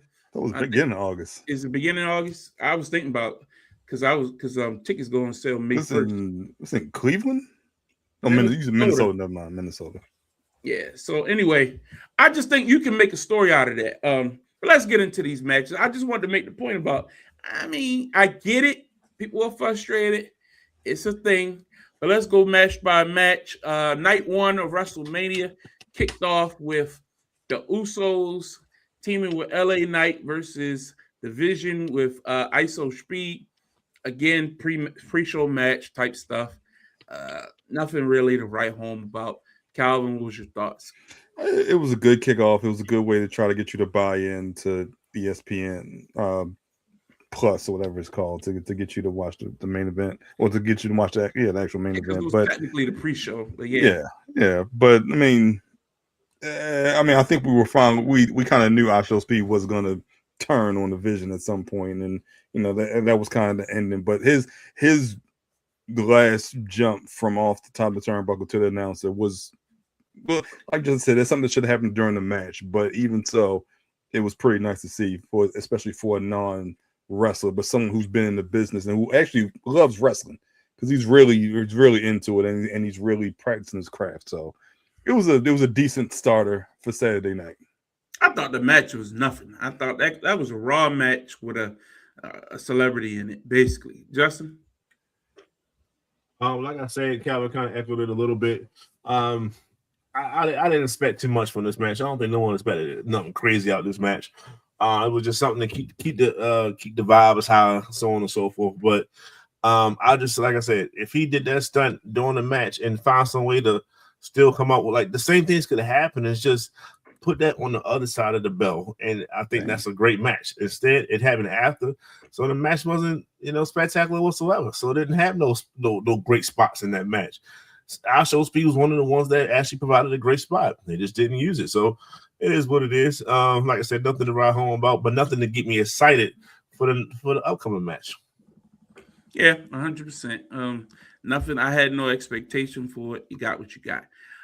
Next up, now I'm going in order how I did these slides last week, not how it was on the show. You Understood. had Bailey and what is her name? Okay, we got AJ Lee, and AJ Becky Lee. Lynch No, you going said for the Bailey. Intercontinental Lord, Champion. look, I'm Bailey. tired. It's been a Yeah, long being day, shit. damn it. Becky, you're good. That definitely threw me off. I was like, who? Becky Lynch became the new Intercontinental Champion. And again, because this followed up after the women's tag team gauntlet or whatever, tag team match. They had let's start with that one first because that was before that. And Paige came back. I thought that was a good moment. The crowd reacted well. All the women, it was short. They kept it short. I'm glad they kept it short. I like Nia and Homegirl. They dressed up in Demolition with all white on. Came out as the tag team champions. Unfortunately, lost the titles, but you kind of the Bellas. You knew once they replaced them with Paige, they was going to win. They was going to win. It is. But I thought everybody looked good. I didn't think nobody looked bad. I thought it was well done.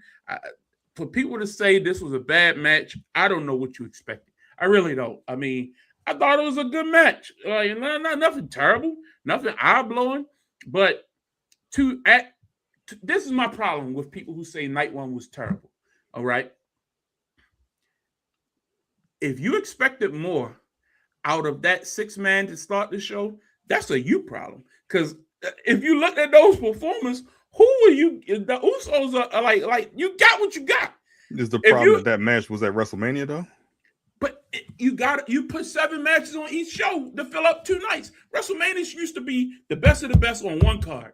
Now everybody get on Mania. Everybody gets on Mania. So of course you're watering down your product to get as many people as possible on the card. So that's why you gotta have a match right here with 2, 4, 6, 8 people in it. And Paige comes out, that's a big happening. She hasn't been back in many years. People were very happy to see her. Congratulations. But I didn't think nothing that these women did was bad. The little crutch spot at the end was cheap, but at the end of the day, happy ending. Fans were happy. I was fine with it. I had no expectation. I thought it was actually going to be bad. It was better than what I thought. Justin? I think this match was pretty cool. When it came to Paige, she performed very well. You forget how young Paige is sometimes. She's only 33. She's young. She was one of the youngest ones in that match. Snap. Mm-hmm. You know what I'm saying? So it's good. I think she's she's healthy after AEW stint or whatever. So like I said, it was good to see her wrestling. But besides that, like you said, like once she came out, like, oh yeah, well, go on and give it a belt. You know, it's just it is what it is. As long as Lash didn't get the pin, I'm okay. I was okay with this. Don't matter the outcome. Another match that I thought was pretty good on night one. And again, a lot of people saying night one was terrible, but for me, for the expectations I had, this was a damn good match. Like, what was wrong with Jacob Fatu and Drew McIntyre? I thought they started hot. I thought they had good intensity. I thought they mixed it up with some different types of spots. I thought Drew brung it. I liked the little camera spot with the cell phone.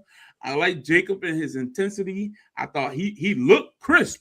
Like, some of his moves were explosive, and he clearly was ready for this WrestleMania moment. He won the title last year at Mania.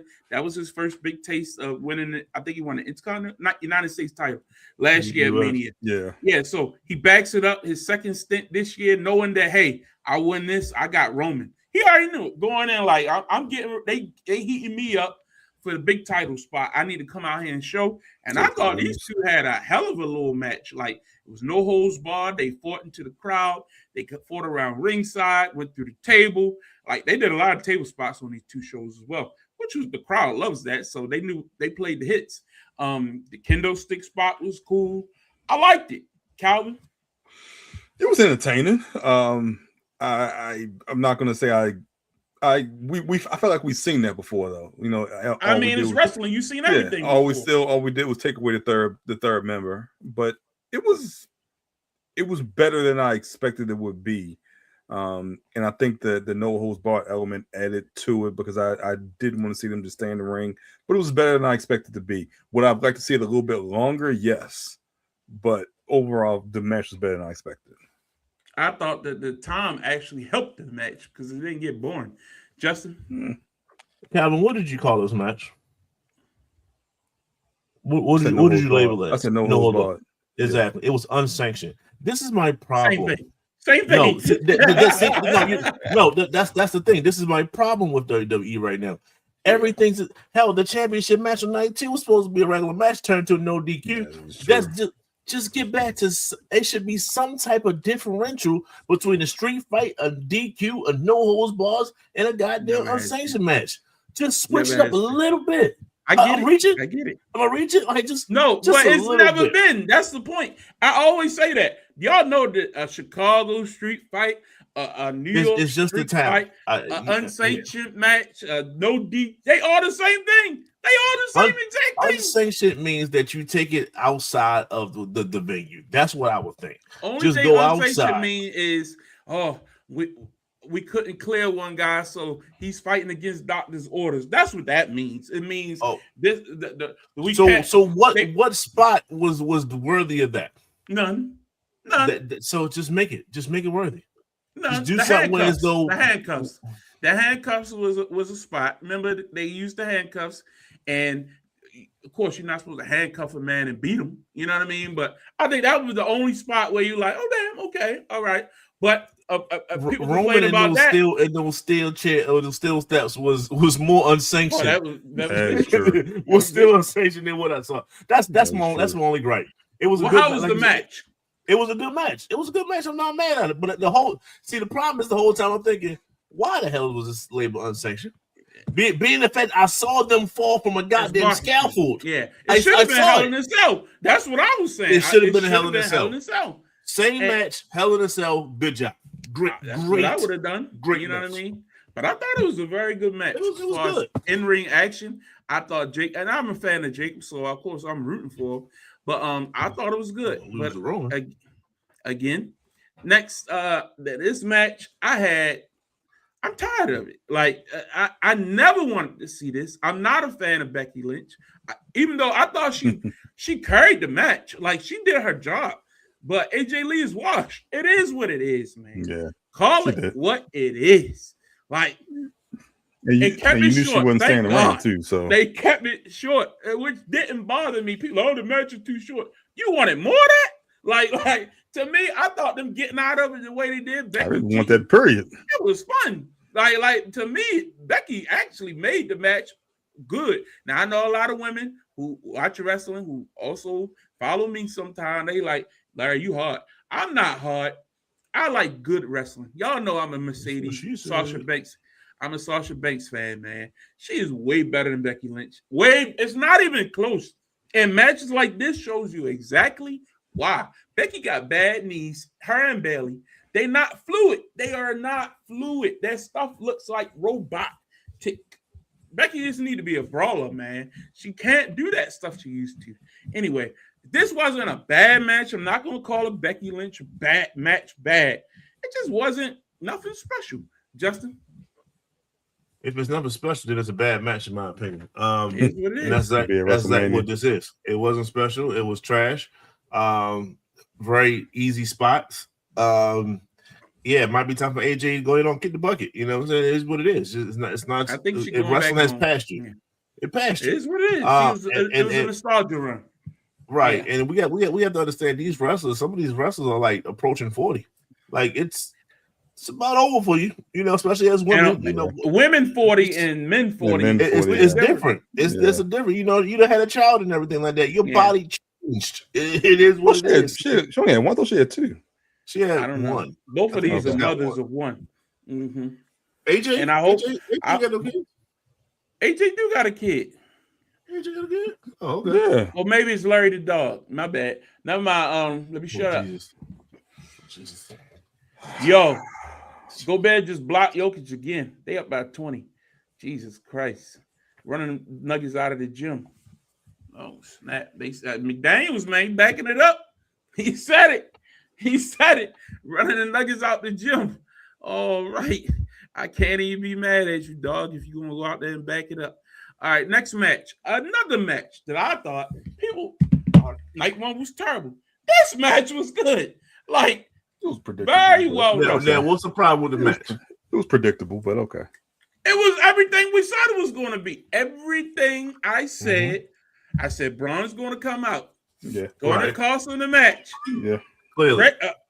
Gunther's going to win, and they're going to move on with this stuff. Every match can't be, hey, a clean one-on-one, da-da-da-da. This was a storyline continuation match. It was to prove that was a bridge to a next thing. That's what wrestling is.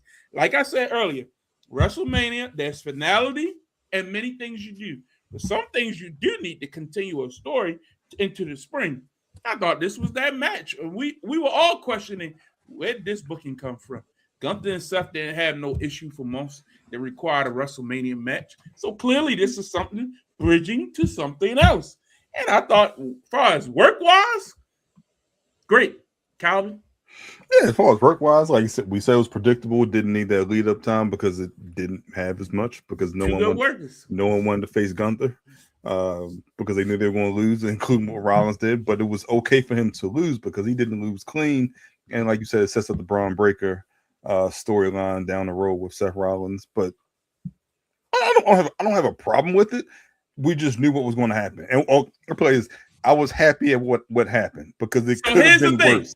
Here's the thing, and this is how I'll juxtapose you all. People tell me don't be predictable. Okay. Then they say they don't like stuff that's out of left field, and they like this main event was trash. Because what was that? You just threw stuff out there to be unpredictable and to shock people. Why in the world is Randy Orton, RKO, and Pat McAfee? Because it's unpredictable? Just to do it? No. How about make a sensible story, and at least at the end I can be like, okay, at least that made sense. And I thought that's exactly what they did here. If you use logic, Seth is in the middle of a feud with Braun Breaker. Braun, we all knew Braun is coming back.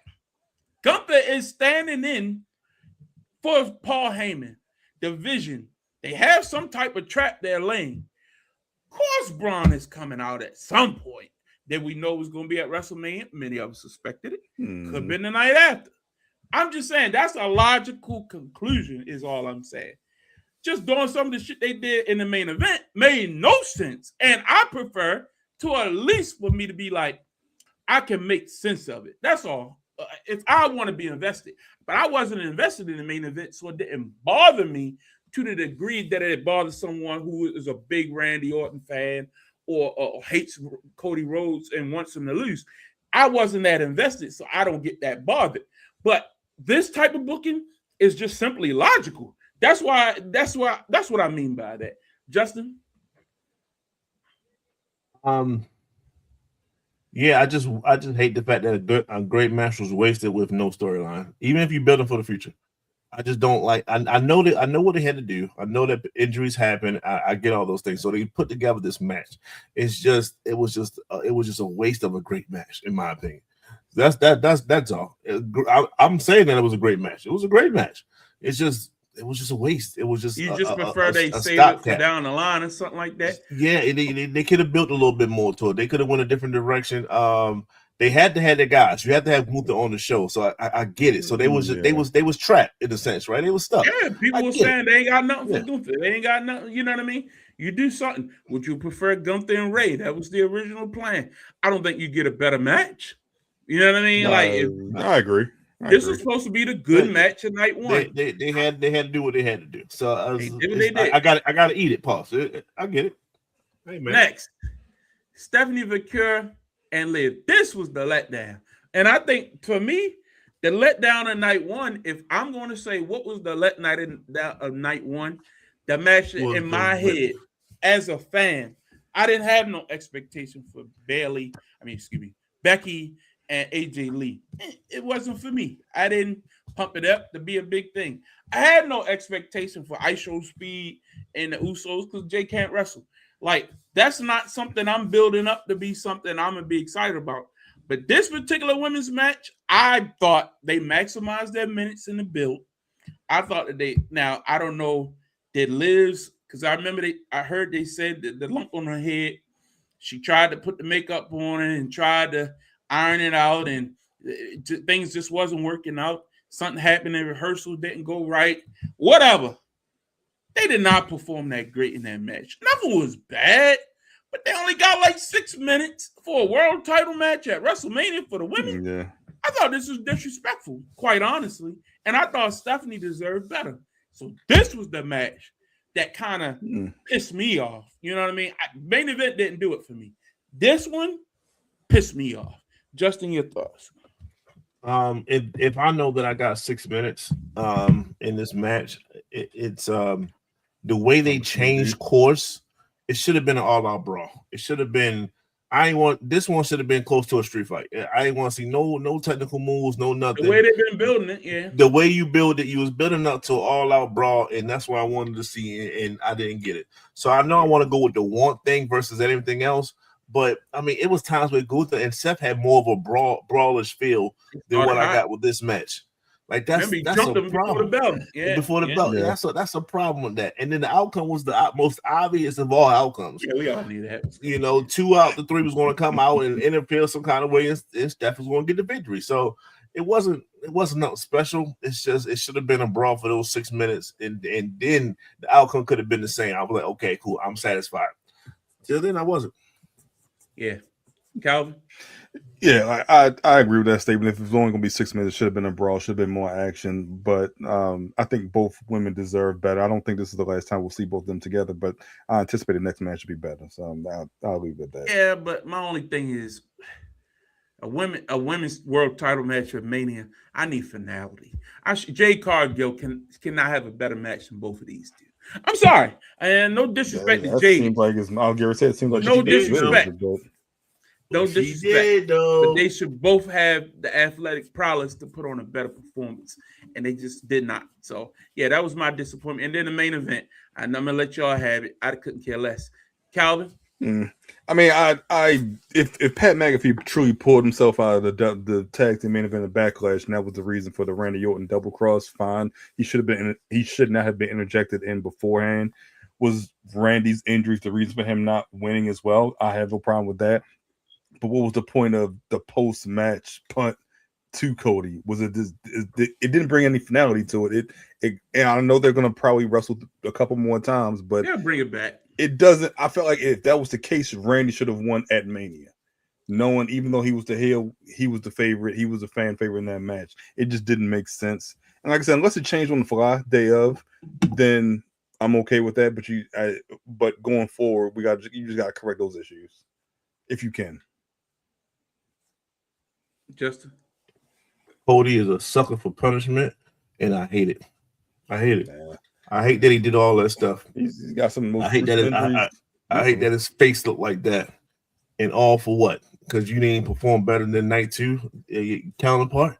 When they walked out the next night, damn near you could tell they was in a match. That's my problem. That's one of them. To the second thing is the fact that, like I said, all that stuff should have been in the match. I don't know. Pat McAfee, when he walked out there with the referee joint on, I think everyone would have been okay right then and there if the fast count won and said that's how he lost. That's how Cody lost with the fast count.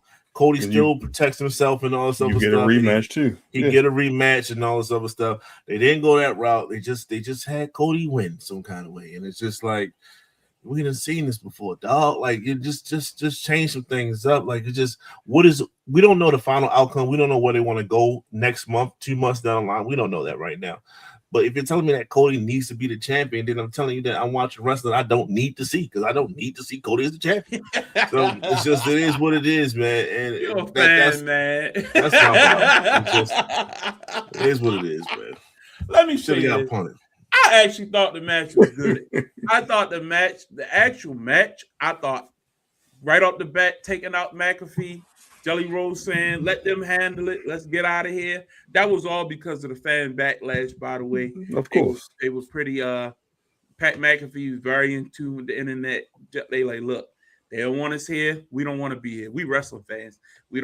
I think celebrity involvement should happen in the undercard. Like, low-level stuff. Not no world title level. Like, that should be left to strictly the athletes. I don't have a problem with celebrity involvement. A lot of people go up in the arms with it, but people don't really realize wrestling wouldn't be where it's at without celebrity involvement. And it adds shine to the product. It makes it more like the whole Cameron and Jey Uso thing. That is like everybody's talking about it. Don't you want to like have something that's cool, that's seen as popular, and get the thing that we enjoy, that we like, people who don't even be talking about wrestling, like, damn, you see what happened? That's how you grow your audience. That's how you branch out. And you cannot be a fan of Pat McAfee. You cannot be a fan of Jelly Roll. You cannot be a fan of ISO Speed. But all of them have their own individual fan bases. And if you pull the Cameron fan base, you pull the ISO Speed fan base. Those are two different fan bases. You pull a Jelly Roll and bring them to the product, you're increasing your visibility. So I don't have a problem with that. I'm a businessman, so I understand business. The problem is when you mess with stuff that should be left to just what this company is about in the world title picture. Even Cody wasn't happy about it. Randy wasn't happy about it. This was a TKO decision. They should not be inserting celebrity in the top of the card. So anyway, I like getting rid of the celebrity. Bringing them back out later is when the match went left. Like, it was fine. We all knew, if you dumb, you dumb. But you all knew that Randy was going to get cheered in Las Vegas and Cody was going to have to play heel. So Cody was like, fine, I'll go heel. And that's exactly what he did. And I thought he did a damn good job. Like, he was doing conniving stuff. He was going underhanded. He let Randy play babyface in peril. And it made sense for the majority of the match until Pat McAfee comes running down the damn ramp. And then, if you're going to go that way, the crowd is cheering Randy Orton. Why would they now? They booed Pat McAfee. That man was the biggest heel all weekend. But he's on the side of the guy that they're cheering. So the psychology is all thrown off. So, like you say, if they would have done the fast count, well, you can't do the fast count now because the crowd hates Pat McAfee and they love Randy Orton. So now you're mixing up the psychology. They still would have cheered. Of course they would have, but it's just because it's Randy. But they thought, okay, And it's Randy 15. RKO's him, that will get Randy cheered. But then Cody immediately beats him, and the crowd pops. Go back and listen to it. The crowd cheered when Cody won because Crowd's of an idiot. the shock and the awe of it. You know what I mean? Like after They the fact, are rich idiots. they cheered for Cody, and then if you just left it alone, moved on. At that point, yes, I'm 100% with you. He got the victory. Yeah. All right, Randy. Clearly, your Good night. back is hurting. Okay, Yes. cool. Yeah. Let's go Yeah. with that. Good night. Your back is the Good night. reason why you lost. I'm okay with it. Let me pause it Done. right there. If you stop the show right there, we just went through every match. It's That good. was more better than worse, is what I'm saying. And that main event was not a bad match in the ring. Crowd was into it. It started slow, yeah, but it got good at points. They had some good heat spots. I like the spot on the table. Like it was different things they did in the ring that was actually pretty good. Again, it's the shenanigans after the fact and then you have Randy punt the man, and the Randy didn't just punt him like fake punt. He kicked the shit out of him. You know, Cody won't like that shit. You think Cody said, kick my head off? Kick the shit out of me. I believe he said that. After the match. I need some heat. No, man, they ain't no heat. He could have kept. They say he might need eye socket surgery. They don't even know yet. The swelling need to go down. That was as of yesterday, so we'll see. But anyway, if that doesn't happen, if Pat McAfee never runs his ass back down that ramp, I think that's a good show. I really do. Let's move on to night 2 because we got a lot more to cover before we get out of here. Opens up Brock versus Oba. Man, from the jump. One of the greatest shorter matches of all time. Yeah. One of the greatest shortest matches of all time. The crowd was bumping from the moment that man's music hit. And he walks down that aisle, and I talked to a couple of different people who was there. They said, man, I don't think that the mic the miking on TV did it justice. Because when you're in if you've never been to a wrestling show in a big stadium like that, what happens is a chant will start and the music doesn't always, you know how a loudspeaker will echo in different areas of the stadium, so you don't all get the same audio at the same time. So the crowds, the chants weren't in sync. So you heard the Oba over here, and then in another place it would be like in a different cadence. Then another place it was just like all you heard was people doing and look around, people doing the strip the whole time. It was just phenomenal. I saw some video too. The guy was over, man. And then hats off to Brock. Brock put him over, man. That's how you put a guy over. I know we were all trepidatious that What we gonna have? they going to do a back and forth. Yeah. You win one because he been getting the better of Brock every week. They ain't just gonna let Brock go out like that, are they? Yeah, they did. Beat him clean. One power bomb. Now I know I need a bunch of finishes to do it. Not one time. It's over, and you ain't getting up. And he stood up to the F5 too. Yep, ate it. Yeah, he ate it, but I like how he kind of stumbled to get up. Like You gotta see get him a little stumble bit to get of- it. Stood Yeah, at F5. I don't want to disrespect that man that much. Yeah. Your thoughts, Calvin? yeah. I thought this was the best match to this point in WrestleMania. But like I said, I was happy to see Oba get put over. The whole Brock thing at the end, I don't want it to overshadow what Oba did. I don't think but it did. but I felt like there was more talk about Brock Lesnar retiring and Oba winning to a certain point on Monday. And you know, all respect to Brock if he is done. If it's a storyline, then I'm kind of like, you took some of Oba-Shine away though. Go ahead, Justin. I can see where he's coming from. I do push back against that a little bit. It's only being talked about because it happened, right? Like it wasn't like a retirement tour or nothing like that. I agree. Like I said, like, if he's done, gone. I'm fine. Even I'm if he comes fine back, with it. it was like up until this point, we know him as being retired. So he deserved his flowers for just being Brock, just being a And he phenom did for 20 business years. on the way out. He didn't You know what I mean?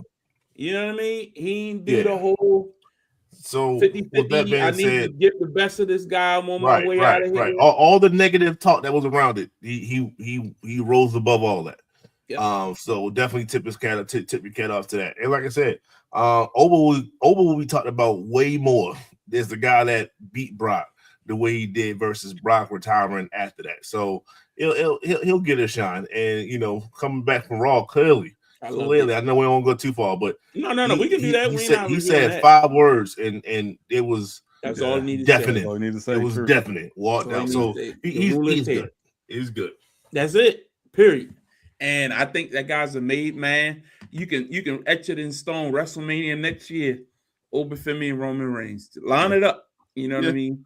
They in Saudi Arabia, so you ain't selling no tickets. But man, I almost feel like they should do it at the Rumble. Or somewhere in the States, like I don't know, man. Don't waste that, man. Something about a black brother over in Riyadh. They tricky with black people over there. Yeah, that's what I'm saying. I don't know if it's gonna go over like I wanted to. Bianca don't be getting shit like that. You know what I mean? I don't know. It might be a black woman. That's a double whammy. But I don't know. They wasn't that loud for Trick last year. But we'll find out at the Night of Champions. We'll find out. Yeah, it's a couple weeks from now. Yeah. Next up, the ladder match. I thought this delivered, man. And I thought they gave him a lot of time. I was watching, me and King was watching together, and it just kept going and going. I was like, damn, this is all right. I almost want to go watch it again. I only watched it once. That was a lot of spots in there. Javon looked tremendous. Oh, yeah. I mean, they really shot Javon. Everybody had their shot. JD did the little Spanish fly joint off the joint. Everybody had their shine, and then Penta happened to win the match. I said this on We Talk. I was happy. Listen, it's one thing and one thing only. That crowd, and I made a joke earlier about they were some rich idiots. I get it, but that crowd didn't deserve this match. They didn't pop like they didn't deserve. They did not pop. They did not. They wasn't feeling those these was doing those spots on these ladders. Rey Mysterio probably still got a concussion from smacking his forehead against that joint. No, bro. So, I'm gonna say something. Rusev should thank the Lord. He is alive. Yeah. No, Rusev should thank the Lord. When Rusev went backwards and the ladder was bridged on the table, if he would have went back just a half an inch, his neck would have. I'm telling you, man. Go back and watch that. That man is lucky to be alive, man. That was scary, man. Well, shout out to him. Backwards, man, shout out to him for looking out for Javon, because Javon was about a good 2 feet short. Yo, Javon, man. Yeah. Javon was 2 feet short, dog. Yeah. And Rusev said, "Yo, fella, I got you tonight, yo, fella. I got you. I'm gonna take this dial for you." Yo, Rusev dove like he was doing a dollar in the head, but I got it. Don't worry.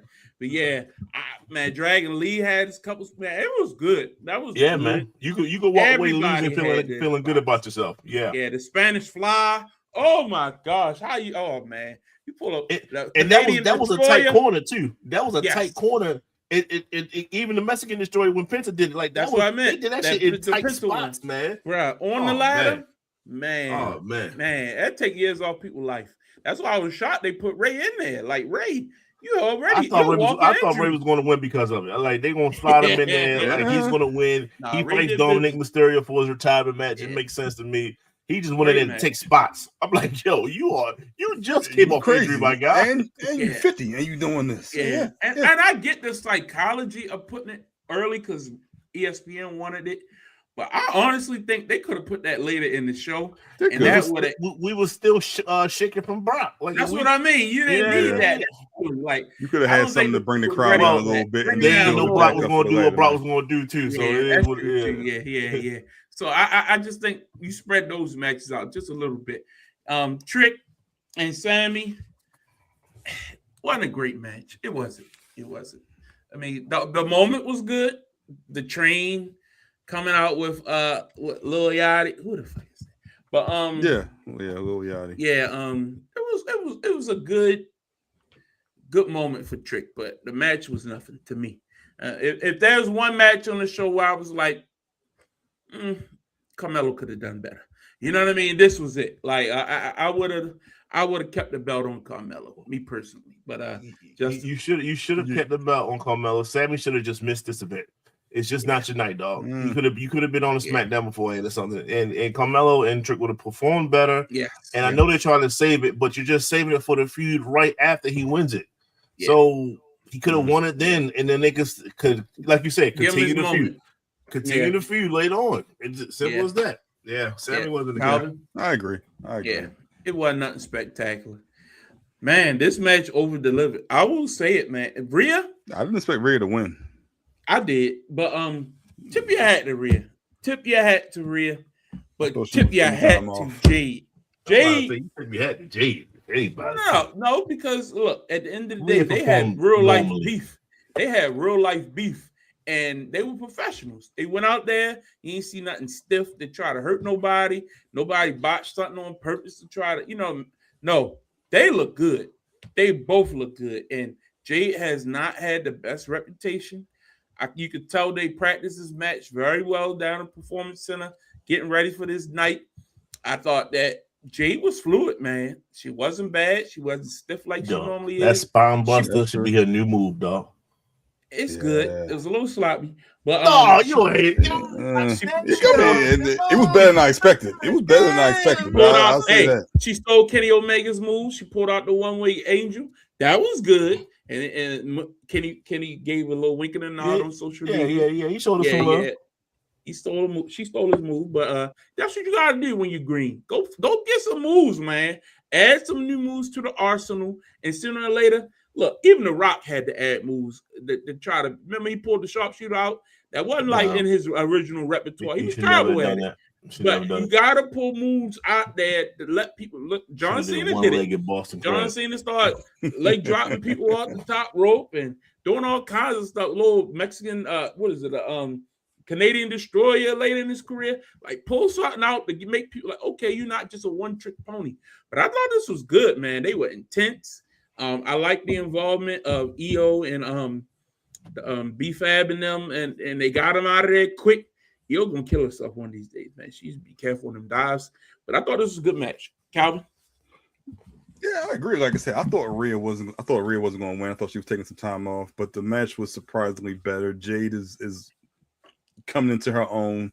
Maybe it takes just more practice for her to actually be comfortable with her opponent, but I was pleasantly surprised for this match. This is probably what I thought was going to happen with Stephanie and Liv probably from Saturday night. I was hoping. Justin? Like I said, I just hope that it's not over. I hope that they continue this thing on. Not everything needs to be. You don't think it's going to be EO next? She going to turn on her? I was hoping that was going to happen in WrestleMania. I was hoping that was going to happen, but then they pushing the Asuka thing too. So we gotta. I don't know. They just. I don't think they know what they're doing when it comes to EO right now, other than having to be Rhea sidekick, which I love Asuka for bringing that up. They split them up. They split them up. They did on Raw. Yes, they split her. She still has sidekick though. She still has that's why they did that, because Rhea going to SmackDown, EO stand on Raw. She was on SmackDown a couple weeks beforehand too, and then EO popped up again. But they made a point to make it mess up again. EO's gonna pop up again. You on your own. You on your own. They did that before. I think EO and Asuka going to finish off their feud at Backlash, and then I think EO going after Liv. She got to. I mean, that's a natural feud. Yeah, whatever. But this match was great. I enjoyed it. Like I said, I did want Jade to win. I think Rhea should just take some time off to get herself together. She is going through something. Clearly, the weight loss is there. I know she's battling some kind of depression, some type of anxiety. She needs to get herself together. And holding the championship belt and having being under the that microscopic eye is not going to help. But it is what it is. Great match. Jade showed me a lot, and I can't wait to see more Jade. Shout out to Jade. Next up, the Demon versus Dominic Mysterio.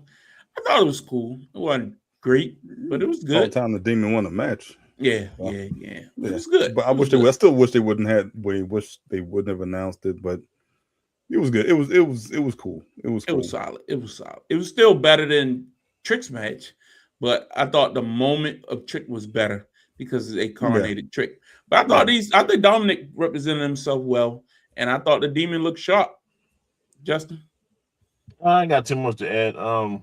You know, like I said, the moment wasn't better. Trick definitely had a better moment. And that's sometimes that's WWE. Sometimes they moments. They took the do back. some bad things, and they do great things. I think the IC belt should have been on the line. I think Dom should have kept his belt. But I understand what Penta is doing with it. I love Penta being the Intercontinental Champion right now. So that's not a problem for me. It's just like, I wish it was something missing from this match. And like you said, the moment wasn't big. They had done a really bad job creative when it comes to this Judgment Day thing. This should be like way more entertaining than what it is. And I think it's falling on deaf ears because we all seen it coming. We still seen it coming 2 years ago. It's just, it is what it is now. So I mean, they've been together so long, though. I mean, I really thought they got a lot more out of. Remember, this was Edge's group.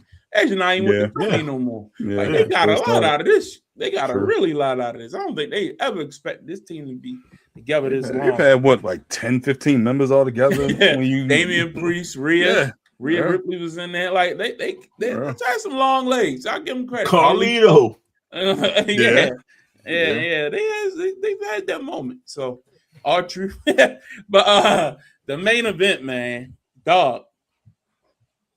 And we was talking about this today. No, 2 days. What's the day? Thursday? Tuesday. Me and some buddies were talking. And I've seen them all, man. I think, here's my list. Warrior Savage, WrestleMania 7. That was a great match. Hogan Warrior was great, but it wasn't better than Warrior Savage. That was a moment. That's more of a moment than a match. Warrior Savage, Bret and Owen, WrestleMania 10. Mm-hmm. I'll had to skip ahead to like Bret and Austin, WrestleMania 13. I Quit match. Then I go Austin and Rock, WrestleMania 17. Then I go 20, the triple threat with Benoit. I know you're not supposed to say that name, but it is what it is. Triple H and Shawn Michaels. And then these are, and I can't even use Bret and Owen. That wasn't the main event. The criteria is. You talking about main events? Main event. I can't use Austin and Bret. That wasn't the main event either. Just strictly main events. I can't use Warrior Savage. That wasn't the main event. You can't use Undertaker Michaels. No, I didn't use it. So because the main event you won the year. Sergeant Slaughter and Hogan was the main event that year's WrestleMania 7. So you had to go all the way to Austin and Rock. 20's main event was a good one. I didn't mind Triple H and Batista at 21, but it wasn't great like this. What about it? Was Rock Hogan main event? No, it wasn't the main event. Main event was Chris Jericho. Chris Jericho and Triple H. Yeah. No. Dang. Chris Jericho was a Booker T and Triple H. Or I don't think Booker T Triple H was the main event. I thought it was Jericho. It wasn't. It was Jericho and that was WrestleMania 18. I had to think about that one. Who was the actual main event? It might have been Booker T and Triple H. Come think of it. I didn't think it was Booker T Triple H. Who else was it then? I thought it was Jericho. I know it wasn't Rock. It was Triple H, Chris Jericho. It was Triple H, Chris Jericho. Triple H, Chris Jericho. Okay. Because 19. No. Was Kurt Angle and Brock Lesnar. That would have been up there, but Brock almost killed himself on that moonsault. Yeah, so anyway, I could go through the whole list of all ones through my mind. The second Shawn Michaels and Undertaker was the main event. That was a great one. But the first one was better, though. Yeah, but I think just as far as greatness, that second one was great too, though. Yeah, it was. Yeah, Shawn Michaels' retirement match. I was going to say, I felt like that was a moment for him to retire, and the match wasn't as good as the first one. I'm not saying it wasn't a great match. It wasn't time for him to retire. It was a whole year later. Nah. Like that was a great match. I agree with that. I'm just saying the retirement match was more of a moment for him to retire. The first match was better, in my opinion. I mean, yeah, but it wasn't a main event, so don't. I mean, and they went, and of course they were pissed because they were 6, 5 on the card, some shit like that. They weren't pissed. That's what Undertaker. All his matches in the middle of the card back then. No. When he fought Michaels, yeah, but when he fought Michaels, he was according to him. He wasn't pissed. He wasn't pissed. Yeah, it's I one of the can't- best main events of all time. That's just one of the best main events, period. If you go through the list, just mentally, go back. Name me one that was technically, if you could say what was better, Austin Rock, you got me. But these two went out there because we've had some bad main events, man. I mean, Cody and Roman was good, but it was overbooked. So I'm not going to put it on this. This was just two guys, no interference, went out there, told a story, and the story was actually what they told you in the promos. Yeah. Punk, you're old. You Yeah. can't hang with me. He went for that second goal sleep, and you saw him collapse. Like He was dead. That's the story. Yeah. What's wrong with that story? That is a very viable story. Yeah. It's believable. And I thought they I illustrated it well. outlasted you. Period. And I outrang you and I won the title. The next day you admitted it. We moved on with our lives. That's pro wrestling. You know what I mean? It don't have to always be you cheated me. You know, you did something dastardly. You gave me 6 tombstones on my head. You dropped the anvil on me. You did like even Punk jumping off the post. No. After he did 5 Superman punches and then smacked him with a steel steps, I said, okay, Roman, roll his ass in the ring. Yo, it's over. It's over. Yo, Punk was bleeding like a damn pig, man. It's over. What are we doing? That was great. I loved it. Great match. I thought it capped off the night and it made I'm pretty in tune. Nobody, if you're a wrestling fan, can watch that match and say anything like, oh, it was boring. You just don't like wrestling. Because that was captivating wrestling. That was good wrestling. Justin. Was Bianca and Sasha, did that close out WrestleMania? Was that a main event? It did. Night one. It was. That was a very good match. Good match. Very good match. Now, that was a great match. That's my girl. Yeah, that's up there. I was still thinking. But no, it's nothing else to be said. We said everything we needed to say. He outlasted him. It was a great match. He did everything he was supposed to do. They both did. They both sold it. He did the Shield trifecta with the bounce off the ropes. The Shield members hop right back on the shoulder, and he catch him again. So he did all that. So yeah, I have no issues. I have no problems. It saved the whole weekend. It made the weekend. It made it. Yeah. Calvin, you concur? I agree. Yeah, I agree. It saved the weekend, and like you said, the storytelling for the match and how it basically played out that way. When you realize it made it even more special. They told a story, they executed the story, and that's what. And like you said, it happens. Now we move on. So. But I just want to give CM Punk his flowers because a lot of people really don't know how intelligent this guy is at putting matches together. Like, this guy is a real student going all the way back to Ring of Honor. That's what he did. Like, he was the guy. Intro was fire too. I love that. With the no music, came out, looked around, finally made his main event.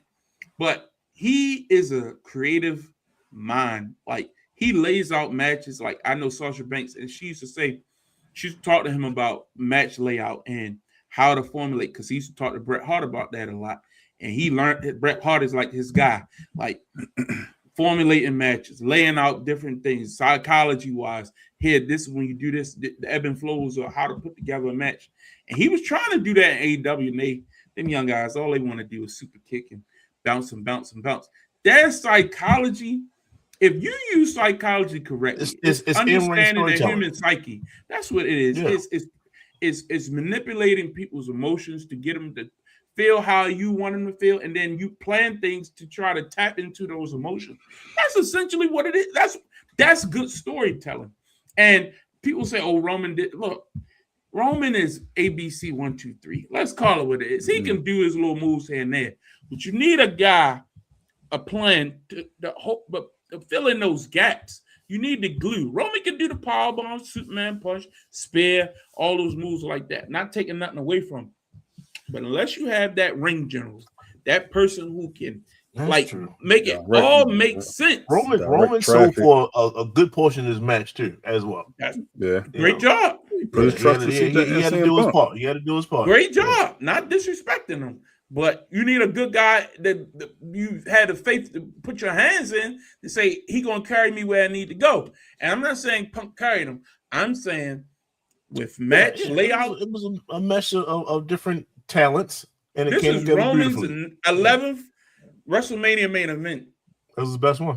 This is the best one for a reason. When you get thrown around by Brock Lesnar or you doing the same Paul Heyman style, you big move, big move, big move. You do to your spear. Now you hit me with your finisher. Now you hit me with your finisher. And that's all the match is comprised of. That works here and there. That's perfect for Obafemi versus Brock Lesnar. You want high impact, get in there, get out of there. But if you're going to have a real main event, you gotta build that thing and have some moves that captivate. And you gotta. And Roman is a hell of a shit talker. Like him talking throughout the match, that adds to the match. I'll give him credit for that. That psychology, I loved it. That was a great match. Great match. But so that's WrestleMania. AJ versus Shinsuke wasn't. No, because that was Undertaker. No, that was in the middle of the card, New Orleans. That was Undertaker Brock, yeah. Yeah, I'm telling you, it has not been Undertaker that Brock. many great. Because remember, WrestleManias have been dominated by John Cena, Roman Recently, Reigns. Yeah. Like they are pretty much, you can pencil them in for main events. John Cena, he had good main events here and there. The Shawn Michaels one in Detroit was good. Early in his career. The Triple H one was solid. He hasn't had a lot recently. I'm talking about during his run. Yeah. Randy Orton had some of the worst main events in Mania history. Randy Orton versus Triple H. Randy Orton, like which one? The one when he broke into his house. Remember that one? Yeah. Hey, that was terrible. Like Chris Jericho, I don't think he's ever had a good Mania main event. Triple H don't have no great Mania main event. So let's call it what it is. Like the in my opinion, or the Triple Threat was great. I was gonna say the Fatal 4-Way when they got to him and Rock was okay. You talking about WrestleMania 2000? One of the worst WrestleManias of all time. It didn't need show and with the McMahon in every corner. Yeah, that was trash. What are you talking about? When it got to them two, it was okay. That's what I'm saying. The match was garbage. No, the match as a whole, but yeah. Nah. Go back and watch. If speaking about Triple H, that's one of his top 4. No, not at all. Not at all. No. Triple H and Shawn, Triple H and Cena, Triple H and main Batista event, main events, Triple H and Batista. Main event. Main event. Triple H and Batista at WrestleMania 21 was one of the best. The triple threat, him and Benoit, and that's what I said. Shawn. That's up there. Yeah. Shawn and him and Cena, and then him and Undertaker, Hell in a Cell. The second one. Yeah, that was the only one. It was only one Hell in a Cell. Shawn was the referee. Yeah. It was two Shawns and then Triple H. They need to Shawn that, man. Triple H and Roman at WrestleMania 30. What was that one in Dallas? I was there. I was like 35. The one in Dallas. The show was long. It was boring as hell. Mm-hmm. And then Triple H, Roman got put over. The fact is that they have to keep us entertained for an extended period of time, right? That's pretty much what it is. Can we get some love for Shawn Michaels and Bret Hart for an Iron Man match? You was entertaining that whole match. You was entertaining that whole match, dog. I don't know, dog. I remember that. Come on, no. Man. We're gonna put some Bret Hart in this top 5 some kind of way. We need the list. Bring back the list. That's what you need. It wasn't great. We're gonna do our list. We need to bring back the list, damn it. This is a preview for our list show. We dropping the new list show with the crew, and we're gonna do our top 5s of a lot of different stuff. We're gonna do top 10s of certain stuff. We're gonna do our Mania main event top 10. That's what we're gonna do. And if Bret Hart make the top 10, I'll be shocked because you say if you make a top 10, 43 years of WrestleMania matches, and someone got 2 days. God damn. I really don't. I can't think of one Bret Hart top 10 at a WrestleMania. Nope. At a WrestleMania main event. Main event. Just said Bret Hart Stone. That wasn't the main event. That wasn't a main event. That was in the middle of the card. It was just one of the greatest matches of all time that he got awarded for. It's in the Hall of Fame. It was You a know, WrestleMania it was the best get it. Mania match I'd ever seen. I mean, but nobody not remember the main Undertaker event. versus Psycho said that. We could night. do Nobody two remember different that. lists. We could do greatest Mania match and then greatest main event. We can. I feel like you we need can break to this thing down. you need to separate that for your 2-card nights versus which No, it's all the last 20 main event. And that's the tough thing, you know what I mean? To me, I consider the main event. That's why everybody getting up in arms about Cody and you consider the main Randy. event Sunday I night. didn't consider that the main event. The main event is Roman versus Punk. I told y'all that from the jump. Y'all worried about the wrong stuff. You're not arguing about no other match. Just because it's closing night one, it's not closing WrestleMania. WrestleMania main event is Roman and whoever he's facing that year. Last year, just so happened to be John Cena's retirement year, so he got the main event. But typically, whatever match Roman's in is the main event. So last year, Roman versus Punk versus Seth, to me, that was the main event. Like, it is what it is, man. Anyway, but yeah, we got some more content coming your way. We appreciate y'all, man. We've been on here a long time tonight, but y'all sticking to us through. How's the draft going? Are they wrapped up for night one? It's wrapped up. I stopped paying attention after pick 20. Yeah, after Two we was something. done, I stopped looking. The Nuggets was getting smoked last time I looked, so I turned that game off too. I can't watch my man Joker looking like he getting beat up out there by Rudy Gobert. It's kind of embarrassing. Almost like watching a Knicks game. I got the Nuggets going all the way to the finals, man. This is All right, bad. fellas, I'll holler at y'all. It's All right, folks. Okay. We appreciate y'all tuning in tonight. We'll see you all next week for Calvin, Justin Who's I'm already Larry. gone. Yeah, he out of here. We'll see you next week for another edition. Get off the damn fence. Have a good